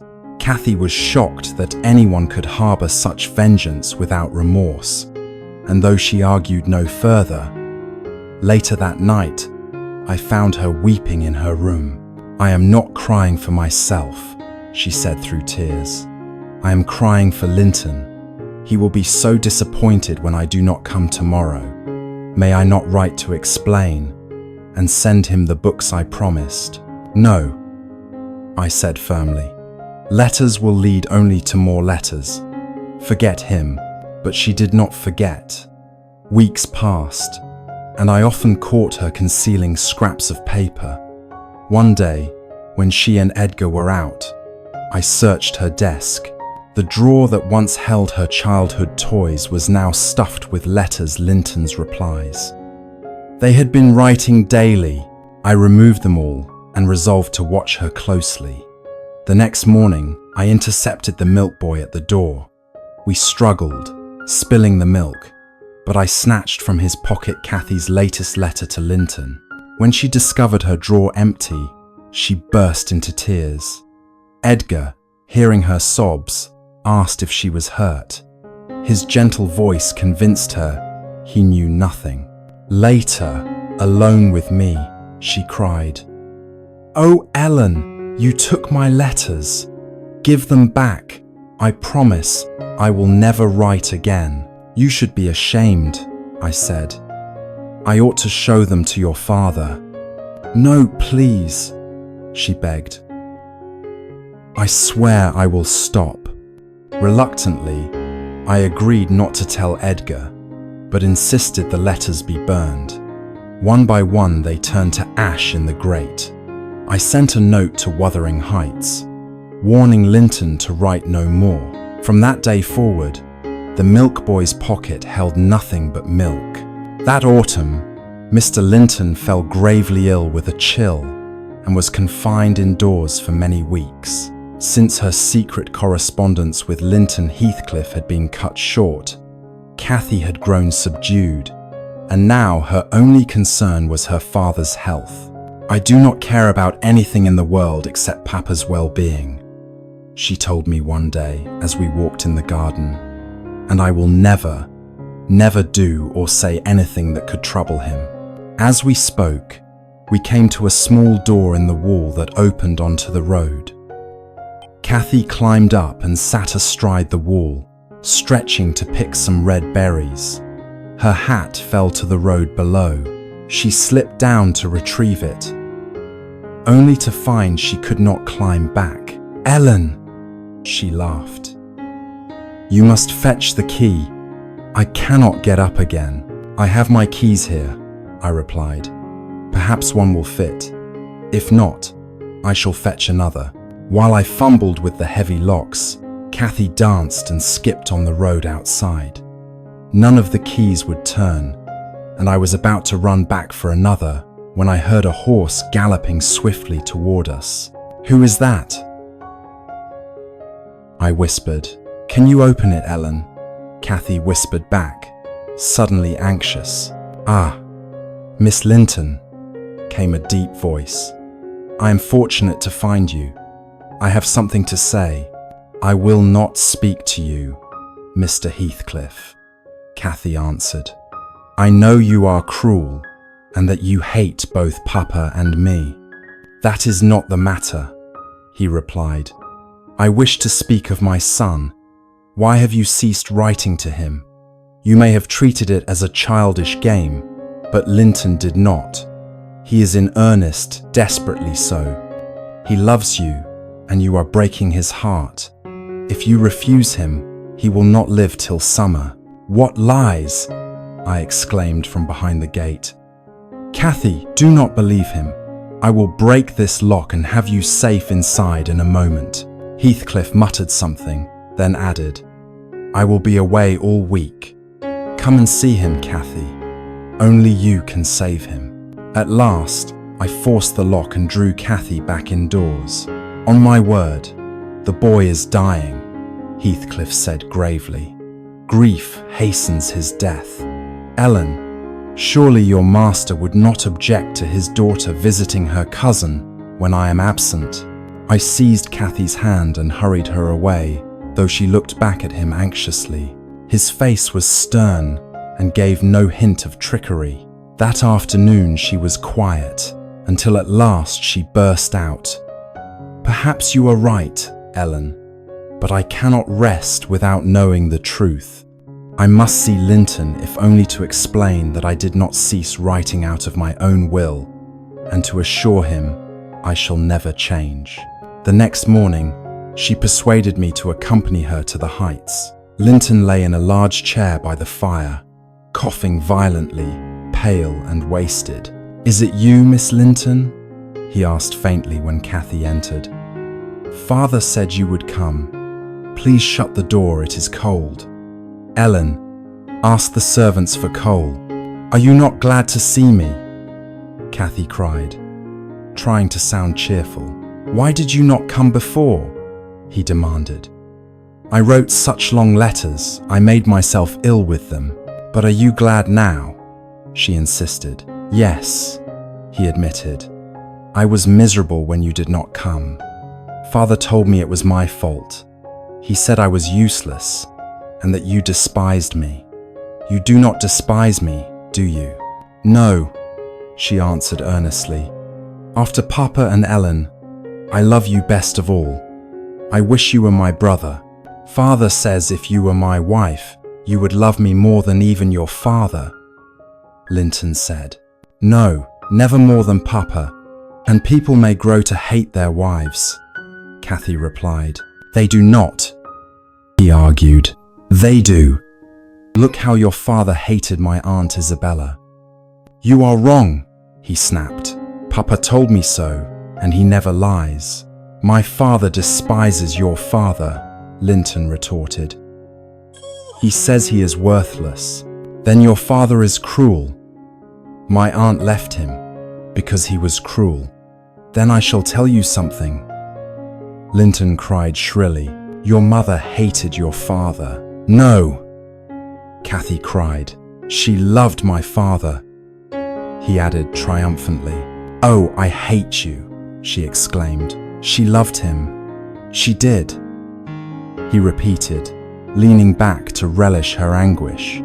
Cathy, enraged, pushed his chair so that he struck his head against the arm, ending his gloating as a fit of coughing seized him. Blood gushed from his mouth, and Cathy sobbed in terror at what she had done. At length the spasm passed, and he whispered that she must remain and sing to him, for he was too weary for talk. She sang song after song until noon. On our return, I said sternly, "You shall not visit him again." "Thrushcross is no prison, Ellen," she replied. "You are not my gaoler. I must care for him. We shall not quarrel again." And she urged her horse ahead, refusing to speak more. Soon after, I fell ill with a fever and was confined for 3 weeks. Cathy spent her days attending her father and me, but since Edgar retired early, she was free in the evenings. Often when she came to bid me good night, her cheeks glowed, and I supposed it was from sitting by the library fire. One evening, rising quietly, I saw her leading her pony across the lawn and slipping out. The next night I watched again, and when she returned, I confronted her. She burst into tears and flung her arms around my neck. "Oh, Ellen, I knew you would be angry," she cried, "but if you promise not to be, I will confess. Since you fell ill, I have gone to Wuthering Heights nearly every evening, save 1 or 2. Not for pleasure, for most of the time I am unhappy there. She told me of her visits, the first night, when Linton was lively and they made plans for the summer. Another evening, when Hareton met her at the door and proudly spelled his name for her, only for Cathy to laugh and dismiss him. Later, when she read aloud to Linton, Hareton burst in, furious, seized Linton, and drove them both from the parlour. Cathy fled in tears, while Hareton tried awkwardly to excuse himself. On another night, Linton collapsed in a violent coughing fit, blood staining his lips, and Cathy sat weeping while Hareton carried him upstairs. There were perhaps 3 evenings of joy, Cathy admitted, but all the others were miserable. Linton is selfish and peevish, always speaking of his pains. Still, if I cease to go, 2 hearts will break, his and mine. If you do not tell Papa, he will never know, and he need not be troubled. Promise me, Ellen? But I did tell. Edgar was deeply distressed. You must never visit Wuthering Heights again, he said solemnly. These secret meetings must end. Cathy wept and pleaded, insisting that Heathcliff always kept away when she came. Papa, think of Linton, she begged. Have pity on him, let me see him. My dear child, Edgar answered gently, you shall not go there. But Linton may visit the Grange whenever he pleases. When Linton received the news, he wrote back that since Cathy's father had forbidden her from visiting Wuthering Heights, his own father had forbidden him from going to the Grange. It was agreed that during the summer, Mr. Linton himself would take Cathy onto the moor to meet her cousin. But, sadly, his health never allowed him to leave the house. At last, he permitted me to accompany her so that she and Linton could talk under my supervision. Their first meeting was arranged for late summer, and Cathy and I set out on horseback to the appointed place. A boy was waiting for us there. My master is a little farther on, he told us. He asks that you ride to meet him. So he has already forgotten your uncle's first condition, I remarked. Mr. Linton ordered that we remain on Grange land, and now we are well past it. We rode on until we were scarcely a quarter mile from Wuthering Heights. There we found Linton lying on the heather. He rose feebly as we approached, but his steps were so unsteady that I cried out, "Why, you are too weak to be out walking this morning. You look utterly spent." Cathy gazed at him with sorrow and surprise. "Are you worse than usual?" she asked gently. "No, better," he panted, trembling as he clung to her arm for support. "You must have been ill," she said, distressed. "You are thinner and so weak." "I am only tired," he interrupted quickly. "The sun is hot. Let us rest here. Father says I am unwell because I am growing too fast." Cathy did not believe this, yet she sat down beside him. "Do you remember," she asked, "when we spoke of heaven? You said it would be to lie on the heather and gaze at the blue sky. Well, this is almost your heaven today. Next week you must ride down to the Grange, and I will show you mine." But Linton scarcely remembered the conversation. He could hardly sustain any talk, showing no interest in her cheerful attempts. Since our last meeting, his petulance had been replaced by a sickly languor, like that of an invalid whose every thought was turned inward. "Would you not be more comfortable at home, in bed, rather than lying here on the ground?" she asked after a pause. "Please, Cathy, stay with me here," he pleaded. "Tell your father I am well enough, and thank him for letting you come. And if you chance to see my father, do not let him think I was silent or foolish. He would be angry." "It is time we parted," Cathy said, rising. "I am disappointed with our meeting, but I will not betray you. I am not afraid of Mr. Heathcliff." "Hush!"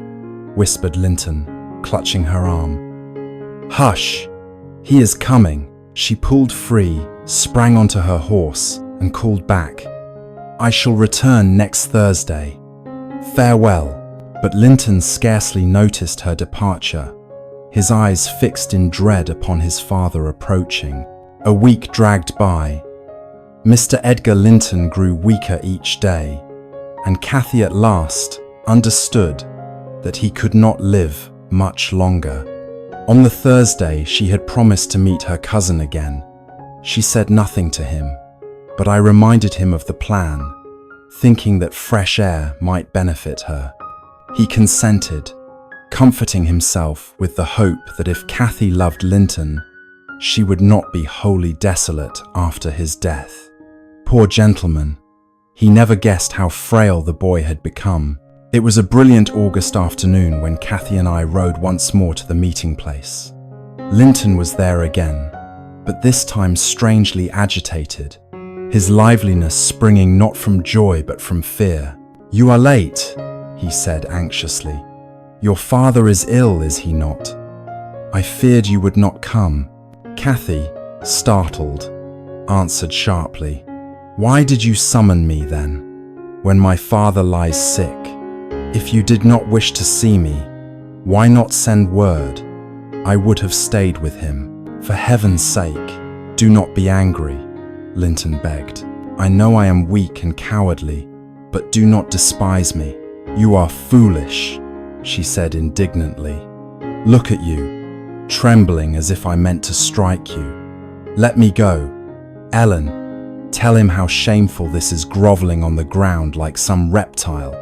Stand up," for he had flung himself down, weeping bitterly. "Oh, Cathy," he sobbed, "I cannot bear it. I am a traitor too, though I dare not confess it. If you leave me, I am lost. My life depends on you. You said you loved me, prove it now. If you consent, perhaps he will let me die at your side." Cathy stooped to lift him, her anger melting into pity. "Consent to what?" she cried. "Tell me what you mean. You would not betray me, would you, Linton? You would not let harm come to me, if you could prevent it." "My father threatens me," he gasped. "I am terrified of him. Oh, so terrified. I dare not tell you more." "Then keep your secret," Cathy said proudly. "Save yourself if you will. I am not afraid." At that moment the heather rustled, and Heathcliff himself appeared, coming down from the heights. Without glancing at the young pair, he turned to me. "It is rare to meet you so near my house, Ellen," he said. "How are matters at the Grange? I hear," his voice lowered, "that Edgar Linton lies at death's door." "Yes," I replied. "My master is dying. It is a grief beyond words." "How long do you think he will last?" he asked coldly. "My son seems bent on dying too soon for my plans. I would prefer his uncle to go first." He turned to Linton. "Well, how long has he been crying?" I forbade it. "Does he show spirit in your company?" "Spirit? None at all," I said. "He is exhausted. He belongs in bed, under a doctor's care. He shall have one in a day or two," Heathcliff muttered. Then, louder, "Get up, boy." Linton tried to obey but sank back with a groan. "Now up," he commanded. "I will rise, father," the boy panted. "Only let me rest.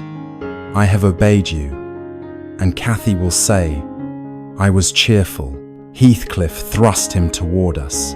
"Miss Linton," he said curtly, "will you take him back to the house? He shakes if I so much as touch him." "Dearest Linton," Cathy whispered, "I cannot go into Wuthering Heights. Papa forbids it. Why do you fear him so? He will not harm you. I cannot enter that house unless you come," moaned the boy. "Silence," Heathcliff thundered. "If Miss Linton chooses, she may remain here. Ellen, you shall take my son home, and I will heed your counsel. I shall even call a doctor. I am sorry, I answered, but I cannot desert my young mistress to attend your son. Very well, he said grimly. You force me to other measures. Come, boy, will you walk with me? He reached toward Linton, who recoiled and clung desperately to Cathy. She could not resist his desperate plea. She slipped her arm beneath his, and together they walked toward the heights. I lingered at the doorway while she placed him in a chair, expecting her to rejoin me. Suddenly, Heathcliff stepped behind and thrust me forward into the house. My home is no plague house, Ellen, he said with a dark smile. Sit down while I secure the door. And with that, he locked it fast. Take some tea before you return home, Heathcliff said as he re-entered the room. I am quite alone here. Hareton is away, and Joseph and Zillah are absent by my leave. Miss Linton, be seated beside him. I have nothing else with which to entertain you. Cathy stood her ground, her dark eyes blazing. I will not eat or drink in this house, even if I starve, she declared. Give me that key. Heathcliff lifted his gaze, astonished at her defiance. Perhaps in her voice and look he glimpsed Catherine Earnshaw herself, reborn in her daughter. His hand lay on the table, the key half loose within his fingers. Cathy snatched at it and nearly tore it free, but his grip tightened at the last instant. Stand back, Cathy Linton, he growled, or I shall strike you down. She ignored the threat, seized his hand again, and cried, We will leave this house. Then, with desperate courage, she bent her head and bit his flesh. Heathcliff's face darkened, yet he suddenly opened his palm, only to seize her by the shoulders and rain blow after blow upon her temples until she reeled, trembling, scarcely certain whether her ears were left intact.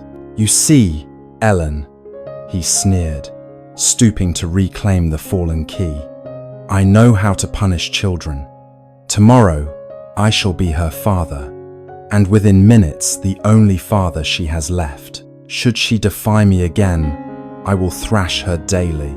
Cathy clung to me, weeping bitterly. Heathcliff announced he was going to fetch their horses. The instant he was gone, I thought of flight. But every door was barred, and the windows too narrow, even for Cathy's slight frame. Linton, she demanded, turning to her cousin, tell us why we are held here. It is for your sake I came. Having lacted, I am thirsty, pour me some tea first, he replied coldly. Not that cup, your tears are falling into it. Give me another. Cathy, trembling, obeyed. I could not restrain my disgust at his composure. The anguish he had shown on the moor had vanished the moment we crossed into Wuthering Heights. Clearly, he had been threatened with some dire punishment if he failed to lure us inside. At last he spoke. My father wishes us to be married. He knows your father would refuse consent, and he fears I shall die if it is delayed. Therefore, tomorrow morning the ceremony must take place. You must remain here tonight. Remain here? Never, Cathy cried, her eyes flashing about the room. Ellen, I shall burn down the door if I must. I will not stay. But Linton, panicked at the thought of his father's wrath, clung to her feebly. Oh, Cathy, do not go. Do not leave me. You must obey him, you must. I obey only my father, she retorted fiercely. By now he must be half mad with worry. I love him more than you, Linton, and I will find a way out. Before she could attempt it, Heathcliff returned. Your horses have strayed, he said with a cruel smile. What, Linton? In tears again. Never mind, you shall soon repay her in kind. Enough now, bedtime. Be silent, and I will not touch you. You have done your part. I will manage the rest." He locked Linton away, then turned back to us. Cathy knelt before him in sudden desperation. "If I remain, my father will suffer. Do not force me to torment him. I promise to wed Linton. I love him, and my father would approve. Why make me stay here when I am already willing?" Heathcliff's eyes gleamed with malice. "Because the certainty of Edgar Linton's anguish is sweeter to me than your obedience. Your vow I shall secure in my own way. You will not leave these walls until it is done. Then at least let Ellen return to tell him I am safe." Cathy pleaded through tears. "No," he said coldly. "He shall believe you weary of his sick room and gone in search of amusement." She wrung her hands. "I will marry Linton now, at once, if afterward you allow me to return. If my father dies thinking I deserted him, how shall I endure it? Look at me, Uncle Heathcliff. In all your life, have you never loved?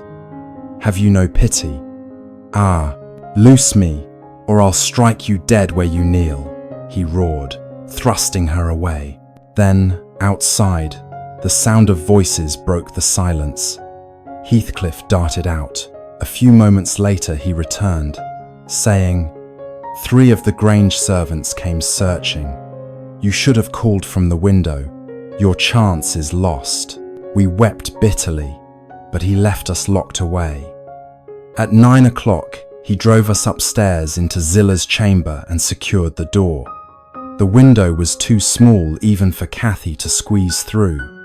She sat by it all night, pale and silent, until dawn. At 7, Heathcliff's voice roused us. "Is she awake?" "Yes, bring her." He opened the door, seized Cathy, and dragged her out. I attempted to follow, but he shut me back and locked it again. Only 2 hours later, Hareton entered with a tray of food. He thrust it into my hands without a word and locked me in once more. Thus I remained imprisoned 5 days and 4 nights, seeing no one but Hareton. On the 5th evening, Zilla returned from her leave. She started with shock to find me. "Mrs. Dean, why, the whole village believes you dead lost in the marshes. Did the master bring you back?" "Your master is a fiend," I cried. "I shall expose the truth at once." I rushed downstairs, but the hall lay empty, sunlit and silent. Then a cough drew my gaze to the hearth. Linton reclined upon a sofa. "Where is Cathy?" I demanded. "She is upstairs," he said languidly. "She cannot leave. We will not allow it." "Take me to her instantly," I commanded. "No," he replied, petulant. "Father says I need not be gentle with her. She is my wife now, and if she longs to leave me, it is disgraceful. She hates me," he says, "and wishes me dead for my inheritance. But she shall not have it, nor shall she go home. Let her weep if she chooses." I saw no hope in reasoning with him. Better to seek aid from the Grange. When I returned, the household received me with astonishment and joy, having thought me lost. Poor Mr. Edgar lay dying, whispering Cathy's name. I bent over him. "She will be here tonight, dear master," I promised. "She lives and is safe, and soon you shall see her." I spared him the darkest truths, for his heart was heavy enough. Men were sent armed to Wuthering Heights, but they returned with Heathcliff's false word that Cathy was dangerously ill and unable to move. Yet by God's mercy she escaped. At 3 in the morning there came frantic knocking at the door. I hurried down and opened it, and in the moonlight beheld Cathy. She flung herself into my arms. "Ellen, is my father alive?" she sobbed.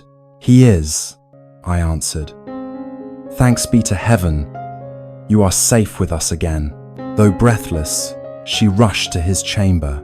I begged her to comfort him, to speak of happiness with Linton, that his last hours might be free of care.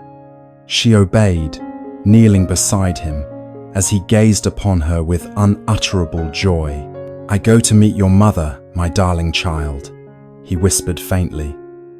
"And one day, you too will come to us."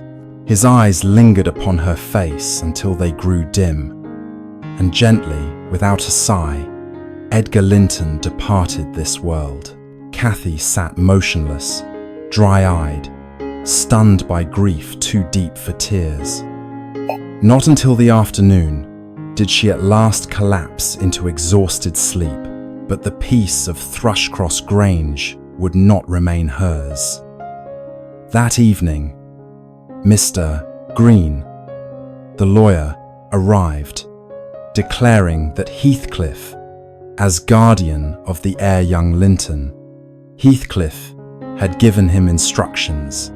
All the servants were dismissed, save only myself, and Cathy was allowed to remain at the Grange only until her father's funeral was complete. Afterward, Cathy confided in me how she had managed her escape from Wuthering Heights. She had overheard the voices of our servants searching for her, and her heart nearly broke when Heathcliff turned them away.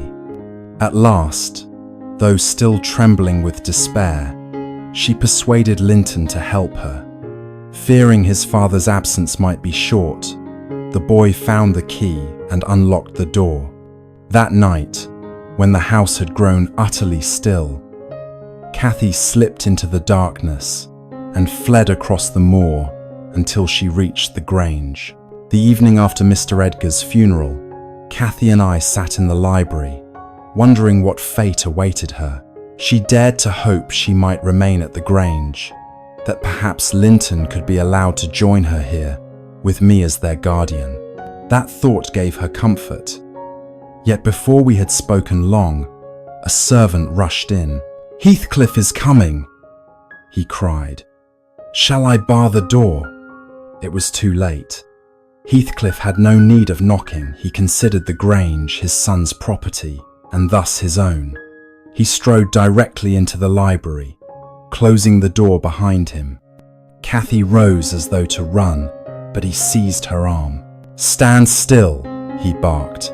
"You will not escape again. I've come to take you home. I trust you will prove a dutiful daughter-in-law now, and cease inciting my son against me. I punished him severely for aiding your flight. Hareton tells me he screamed for you half the night, begging your protection against my hand. Now it is your duty to comfort him. I deliver him to your care. Why not let Cathy remain here?" I pleaded. "Send your son to her. Since you despise them both, you would not miss their company."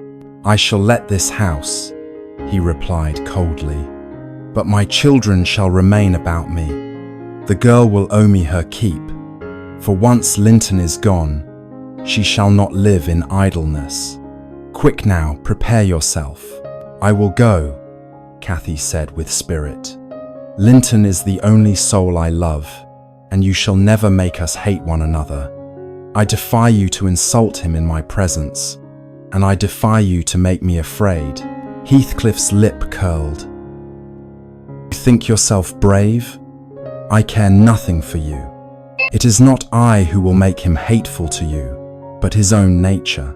I know his faults," Cathy answered firmly, "for he is your son. Yet I forgive them, because he loves me, and for that I love him." Then, with a flash in her dark eyes, she added, "But you, Mr. Heathcliff, no one loves you. For all the misery you inflict, we may take comfort in knowing you are even more wretched. You are lonely, unloved, and when you die, there will be no tears shed for you." Her words, spoken almost in triumph, made him tremble with rage. "Another word, and you shall regret it bitterly. Go fetch your things." She lifted her head proudly and swept from the room, I begged Heathcliff to let me exchange places with Zillah at Wuthering Heights, but he silenced me, glancing at the portraits on the wall. His eye lingered on the likeness of Catherine and of Edgar. "See that this picture is sent to the Heights," he commanded. Moments later, Cathy returned, pale but composed. "I am ready," she said quietly. Then turning to me, "Ellen, ask them to saddle my pony." "You will not need it," Heathcliff sneered. "At Wuthering Heights you will never require a horse. You may walk wherever you wish." "Goodbye, Ellen," Cathy whispered. When her lips touched my cheek, they were cold as stone. "Come to me soon. Do not forget me." "Mind yourself, Mrs. Dean," Heathcliff warned darkly. "I forbid you to come near my house unless summoned." And with that, he dragged Cathy from the room. Through the window, I saw him grasp her arm while she struggled against his grip, yet he pulled her swiftly down the path. In defiance of his command, I ventured once to Wuthering Heights, but Joseph barred my entry. Only by questioning Zillah could I learn what befell Cathy. She had gone straight to Linton's chamber the night of her return, refusing to speak to any other. The next morning, trembling, she came into the hall while Heathcliff and Retold breakfasted. "Will you send for a doctor?" she asked. "Linton is very ill." "We know it," Heathcliff answered, "but his life is worth nothing, and I will not spend a penny upon it." "But I do not know how to care for him," she pleaded, "and without help, he will surely die." "Get out," he thundered. "I will hear no more of it. If you choose, tend him yourself. If not, lock his door and leave him." In desperation, Cathy turned to Zillah, but the housekeeper shook her head. "I cannot aid you. The master forbids it." Thus Cathy was left alone to nurse her dying husband. Day and night his feeble moans filled her ears. When a moment of relief came, it was only to complain, bitterly. Her pale face and swollen eyes bore witness to her sleepless vigils. At times she stole into the kitchen, silent and anxious, but she never asked for help, knowing it would be refused. Often she crept to the staircase at night to weep unseen. So the days dragged on until at last, one night, Cathy entered Zillah's chamber unannounced. "Tell Mr. Heathcliff his son is dying," she said. "I am certain of it. Go now and tell him." But Zillah, fearing her master's temper, lay still and listened. The house was silent, and she convinced herself Cathy had mistaken his condition. She turned over and slept again. Not long after, a peal of the great bell shook the house. Heathcliff demanded to know the cause. Zillah then confessed Cathy's message, and he strode to Linton's room. There she sat upon the bed, arms folded, while Heathcliff held the candle to his son's face. One glance was enough. "Well, Cathy," he said, "what do you feel now?" "He is at rest, and I am released," she answered after a long silence. "I should feel comfort, but..." Here her voice broke. "You left me alone with death so long. I can see nothing else. I see death everywhere." Joseph was ordered to remove the body. Cathy remained alone. By morning, when Zillah came with food, she replied that she was ill.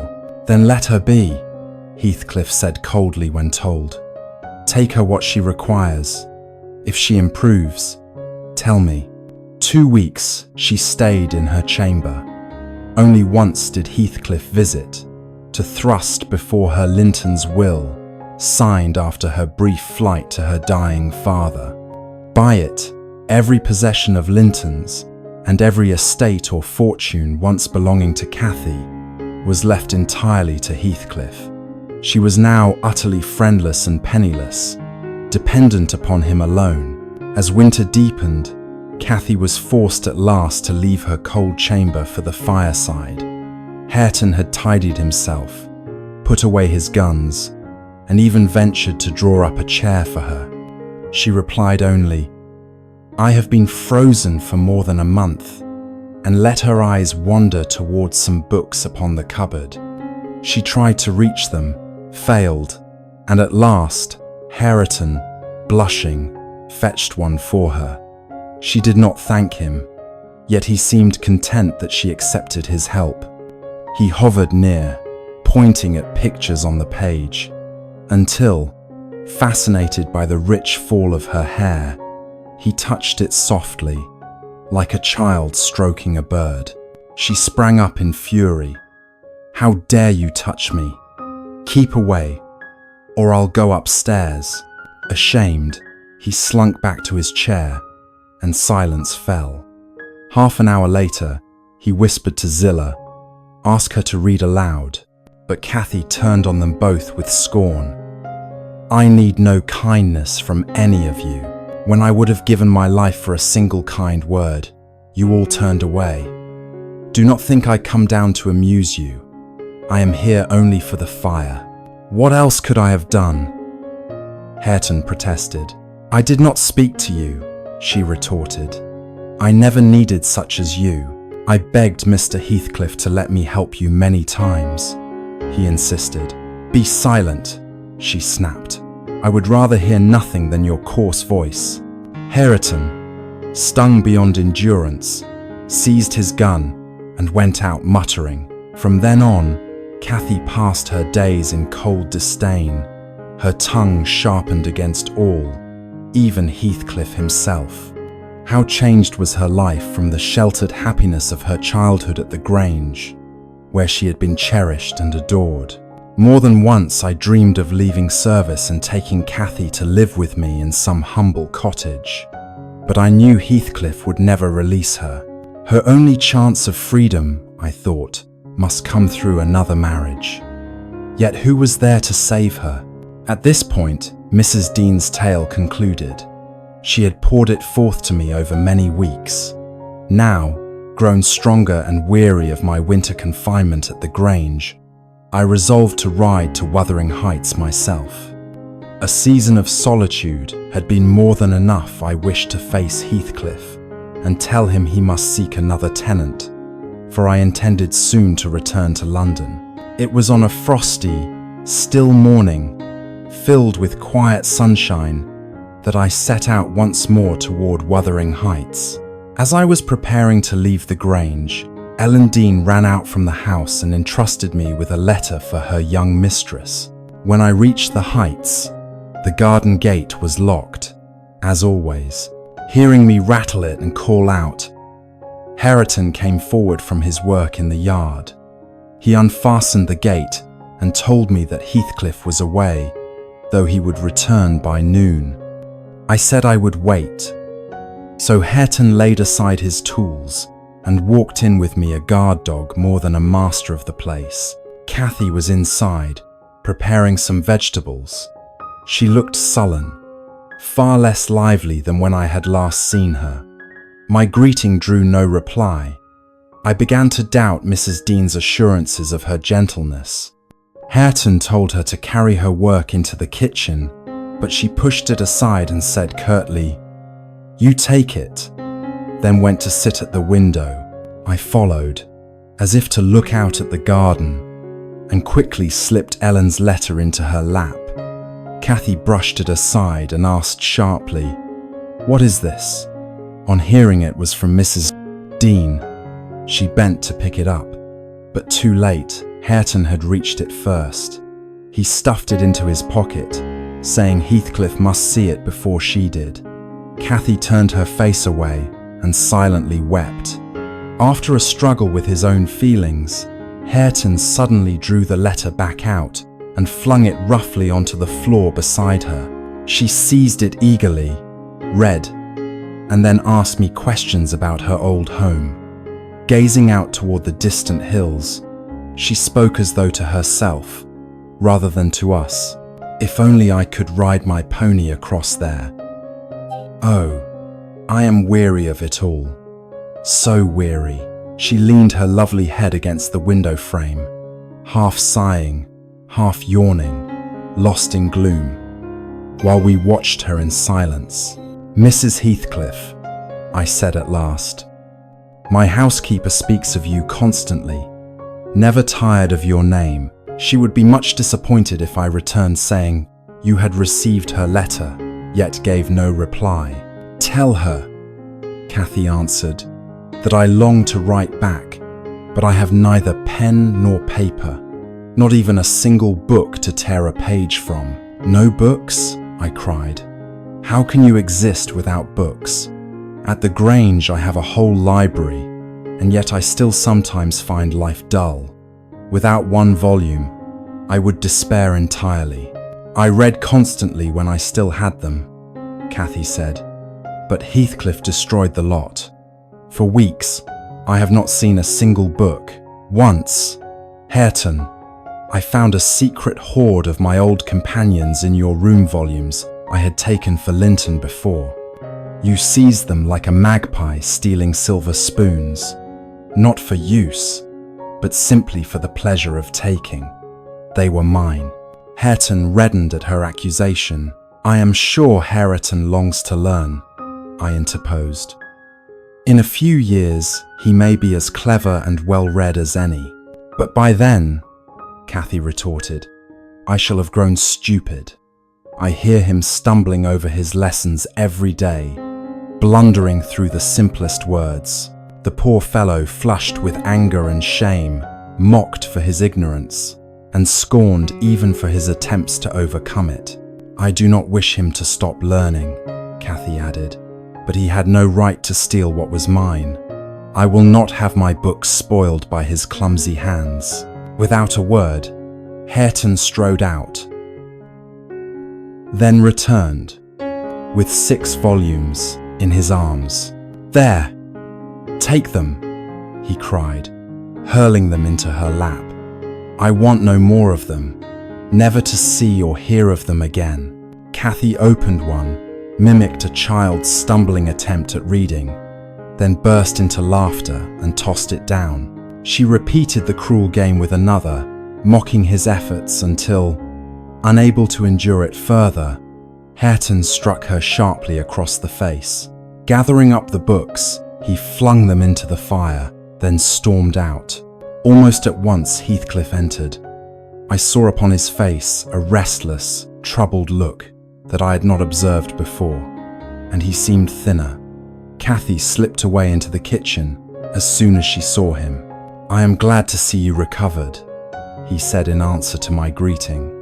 "Sometimes I wonder what possessed you to bury yourself in such a desolate region." "A foolish whim, I suppose," I admitted. "But I am leaving next week. I return to London. I shall not continue my lease at Thrushcross Grange when the 12 months end." "So soon weary of solitude?" he asked.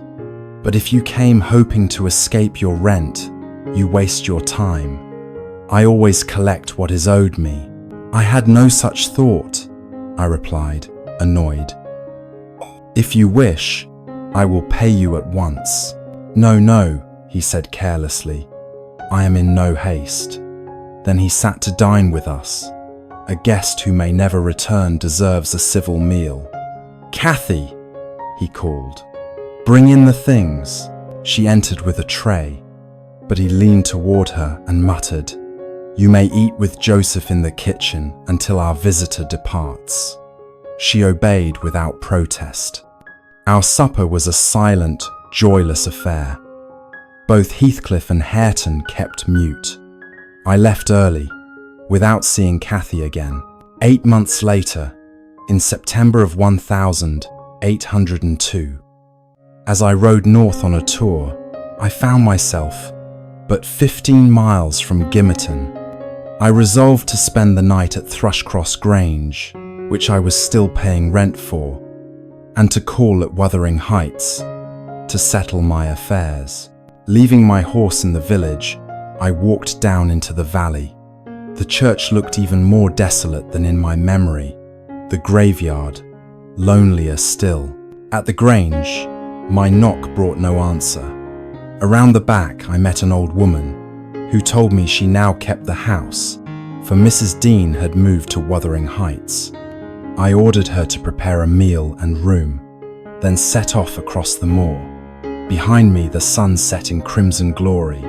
Before me, the moon rose pale and full. The outer gate of the heights stood open, an improvement. So too the door and windows. As I neared the house, I heard voices by an open window. On the contrary, chimed a clear musical voice. That's the third time I've corrected you. If I must again, I'll pull your hair. Then on the contrary, came a deeper, gentler tone. And now my reward, a kiss for reading it right. If you read the whole without a single mistake, then perhaps, she teased. I looked inside. A young man, neat in dress and handsome, sat at a table with a book before him, his face alight with joy. Behind him leaned a fair-haired girl, bending low as he read. He finished, claimed his prize, and together they passed through the door, clearly bound for a walk upon the moor. Not wishing to intrude, I slipped round to the rear. There sat Mrs. Dean, sewing, humming softly, while Joseph muttered as ever.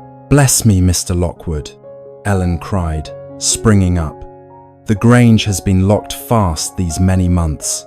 We never thought you'd return." "I mean only to sleep there tonight," I said, "and depart again tomorrow. But tell me, how came you to be here?" "Soon after you went to London," she explained, "Zillah left, and Mr. Heathcliff sent me here. I was to remain until you returned. I wish to settle matters with your master," I told her, "for I think I shall not come again." "Then you must speak with young Mrs. Heathcliff," she said. "Better yet, with me, for she knows little of business." I stared at her in surprise. "You have not heard?" Ellen added gently. "Heathcliff is dead." "Dead?" I exclaimed. "How long?" 3 months now."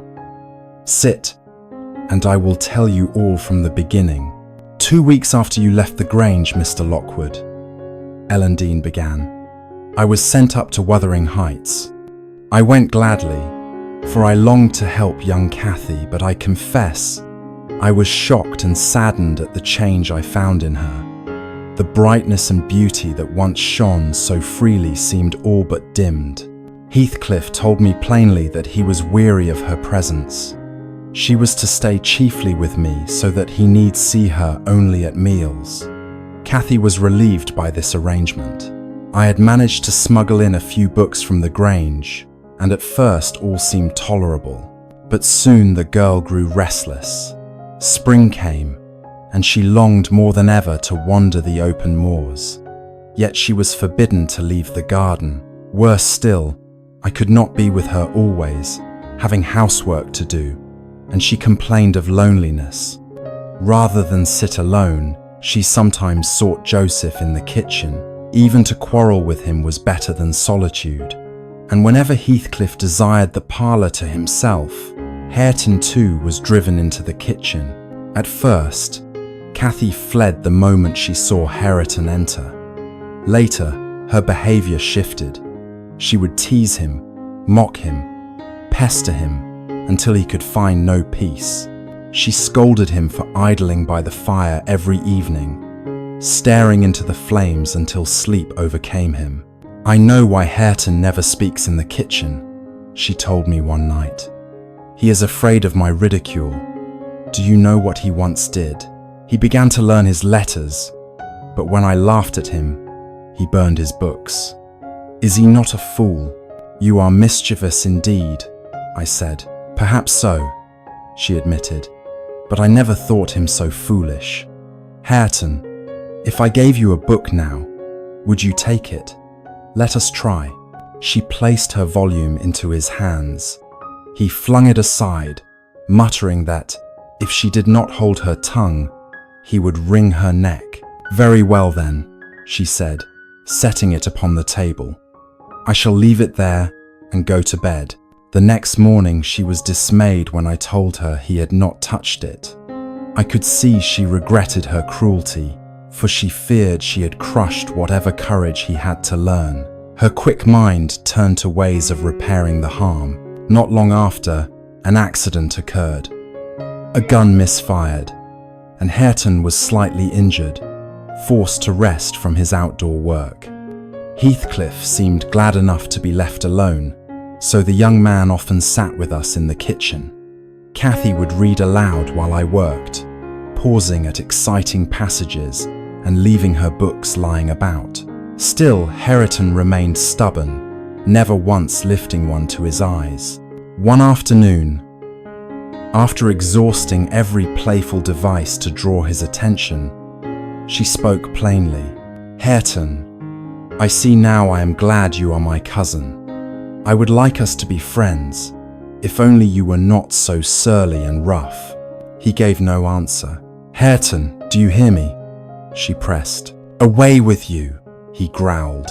"I want none of your mockery." "But she would be a good friend to you," I interjected. "You should forgive her for her mischief. It would be better for you both." "Friends?" he exclaimed bitterly. "When she despises me, it is not I who despise you, it is you who hate me," Cathy cried, her eyes brimming. "You hate me worse than Heathcliff himself." "That is false," he retorted. "Why else have I stood by you 100 times, rousing his fury against me? Yet still, you scorned me, jeered at me. I never knew you had defended me," she said, brushing away her tears. "I was sharp and unjust to all. But now, I thank you, please. Forgive me. What more can I do?" She held out her hand. He stared at the floor, clouded and silent. Cathy seemed to guess it was pride, not hatred, that kept him still. She hesitated, then wrapped one of her beloved books and asked me to deliver it. "Tell him," she said, "that if he opens this, I will teach him to read. But if he refuses, I shall never trouble him again." I laid it in his lap with her message. He did not push it away. Cathy rested her head on the table, waiting. At last came the faint crackle of paper. She looked up. Hareton had opened it. Quietly, she went and sat beside him. The harshness melted from his face, though he could not yet raise his eyes to hers. "Say you forgive me, Hareton," she whispered. He muttered something too low for me to hear. "And you will be my friend?" "No," he said. "You will only be ashamed of me, and I cannot bear that. But I want to be your friend," she answered softly, her smile sweet as honey. I turned away. When I looked again, their two heads were bent over the same page, faces alight. The enemies had become allies. Of course, Hareton could not be transformed in a day, nor was Cathy patient by nature. But that night, she went to bed with more gladness in her heart than she had known in years. Soon she even persuaded him to dig up some old fruit trees to make room for flowers she meant to bring from the grange. "Why have you pulled up those trees?" Heathcliff demanded when he discovered it. "We wanted space for flowers," Cathy replied boldly. "It was my idea, I told him to do it." "Who gave you leave to meddle here?" he thundered, then turned on Hareton. "And who told you to obey her?" Hareton said nothing, but Cathy flared up. "Why should I not have a few yards of ground when you have stolen all the rest of mine?" His eyes blazed. "And my money too," she added, meeting his glare. "Silence," he roared. "Out of my sight, and Hareton's inheritance as well," she pressed on. "Well, Hareton is my friend now, and I shall tell him all your secrets." For a moment, Heathcliff seemed shaken.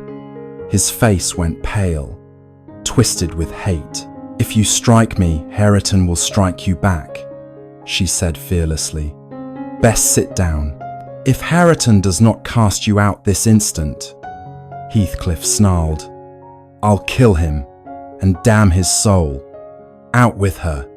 Take her to the kitchen, or I'll do it myself. But Cathy stood firm. He will not obey you forever, you brute. Soon he will hate you as I do. Do not speak so, Hareton pleaded. I cannot hear you speak so to him. Then, more firmly, come away. In Stark, but it was too late. Heathcliff had seized her by the hair. Hareton tried to free her, begging his guardian to relent. Heathcliff's eyes blazed like fire, his hands rough upon her. Then, suddenly, he loosened his grip. Holding her arm instead, he stared into her face, then covered his eyes as if tormented by some vision. At last, in a low but dangerous tone, he said, Girl, beware. If you provoke me again, I may indeed kill you. Ellen, take her away. Leave me to myself. All of you. That afternoon, he had gone out, but returned unexpectedly. Cathy and Hareton were sitting together in the parlour, reading. Both raised their eyes when he entered, uncertain of what he might say. Their eyes so alike, both bearing the look of Catherine Earnshaw, must have unsettled him, for he paced the room in agitation. Cathy and Hareton quietly prepared to withdraw, but Heathcliff motioned for me to stay. So, this is the end of all my scheming, he muttered. I set out to destroy 2 families, and all that I laboured to accomplish is now about to vanish. At last, the time has come for me to take my own revenge. Yet something within me refuses to finish the ruin I began, as if some strange change has overtaken me. What change do you mean? I asked. I do not know, he replied. I sense only half of it. Do you feel unwell? No, Ellen, not unwell. Are you afraid of death? Afraid? I neither fear nor desire it. Why should I? I imagine I shall live long. Yet I cannot endure this existence another moment. I must remind myself to breathe. Lord, what a weary battle. Would it were over. For several days he refused meals. One night, after the household had gone to bed, I heard him leave the house. By morning, he had not returned. At last he came back, pale and trembling, but with eyes shining with a strange, unearthly joy. When I begged him to explain his strange behaviour, he laughed aloud. You ask from idle curiosity, he said, but I will tell you. Last night I stood at the very threshold of hell, but today I have glimpsed my heaven. That night, he remained at home. In the morning, he gave Joseph instructions for the farm work, then sat with his arms folded on the table, his restless eyes fixed on the wall before him, so absorbed that he seemed hardly to breathe. Mr. Heathcliff, sir, I cried. Do not look so as though you saw a ghost. Hush, Ellen, he whispered. Look around you. Are you certain it is only you and I here? Of course, I answered, though I shivered. Later he went out again and returned long past midnight, pacing and calling out, Catherine, in a voice of deepest anguish. In the morning, while I lit the fire, he sighed heavily and told me to send for Mr. Green, the lawyer, to draw up his will.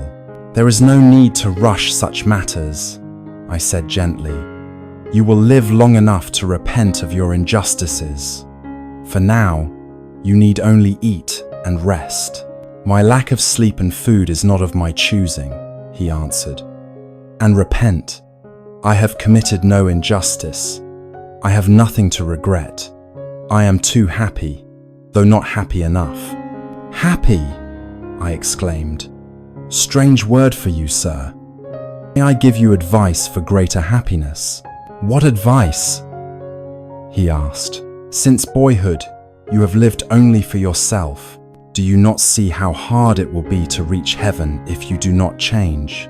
I tell you, Heathcliff replied, I am almost at my heaven already. I care nothing for the heaven of others. I do not crave it. With that, he left me and went upstairs, not to his own room, but to the old chamber of Catherine Earnshaw, where years ago you, Mr. Lockwood, had been lodged. That night the rain poured without ceasing. In the morning, as I made my round of the house, I noticed his window wide open, the rain beating in. Surely he could not have lain in bed, I thought, or he would have been soaked. I unlocked the door and pushed aside the screen about the great bed. He lay stretched upon his back, his eyes fixed on mine with a sharp, fierce intensity that made me recoil. Yet his lips were curved in a faint smile. His face and neck were drenched with rain, his bedding sodden. The wind flung the casement back and forth, bruising his hand that rested on the sill. Though no blood oozed, he was already stiff and cold. I closed the window, smoothed the long black hair from his brow, and tried to shut his eyes, but they would not close, nor would the mocking grin leave his lips, his sharp white teeth bared in grim defiance. In terror, I called Joseph. The devil has carried him off at last, the old man cried. See how wicked he looks, grinning at death itself. He fell to his knees, thanking God that Wuthering Heights had returned to its rightful heir, Heathcliff Earnshaw, who had borne Heathcliff's cruelties from childhood. That poor lad sat beside the body all night, weeping bitterly, laying his hands upon the fierce, rigid face, and pressing a kiss upon it when no one else dared to look. Heathcliff was buried beside Catherine, as he had always desired, yet it seems he has found no rest. The villagers whisper that his ghost still roams the moors, haunts the churchyard, and lingers within the old house. Even I dare not step outside after dark, nor stay alone in this desolate dwelling. But I rejoice that soon Heathcliff and Cathy will be wed and move into the Grange at the new year. Joseph remains here still, sleeping by the kitchen fire, while the rest of the house shall be barred and shuttered, left, perhaps, for the ghosts that choose to wander within. Here at last, Mrs. Dean's tale truly ended. I took my leave of her before the young couple returned. Wandering up to the churchyard, I found 3 headstones together, those of Edgar, of Catherine, and of Heathcliff, newly cut. I lingered there as twilight fell, listening to the soft murmur of the wind through the grass. In such a peaceful place, surely even those troubled spirits must find their rest. Thank you for strolling through today's stories with StorySeeker. If you also love classic literature, fairy tales, and endless adventures, please subscribe to the channel and turn on the notification bell so you won't miss any journey. See you in the next story. Wishing you all the best.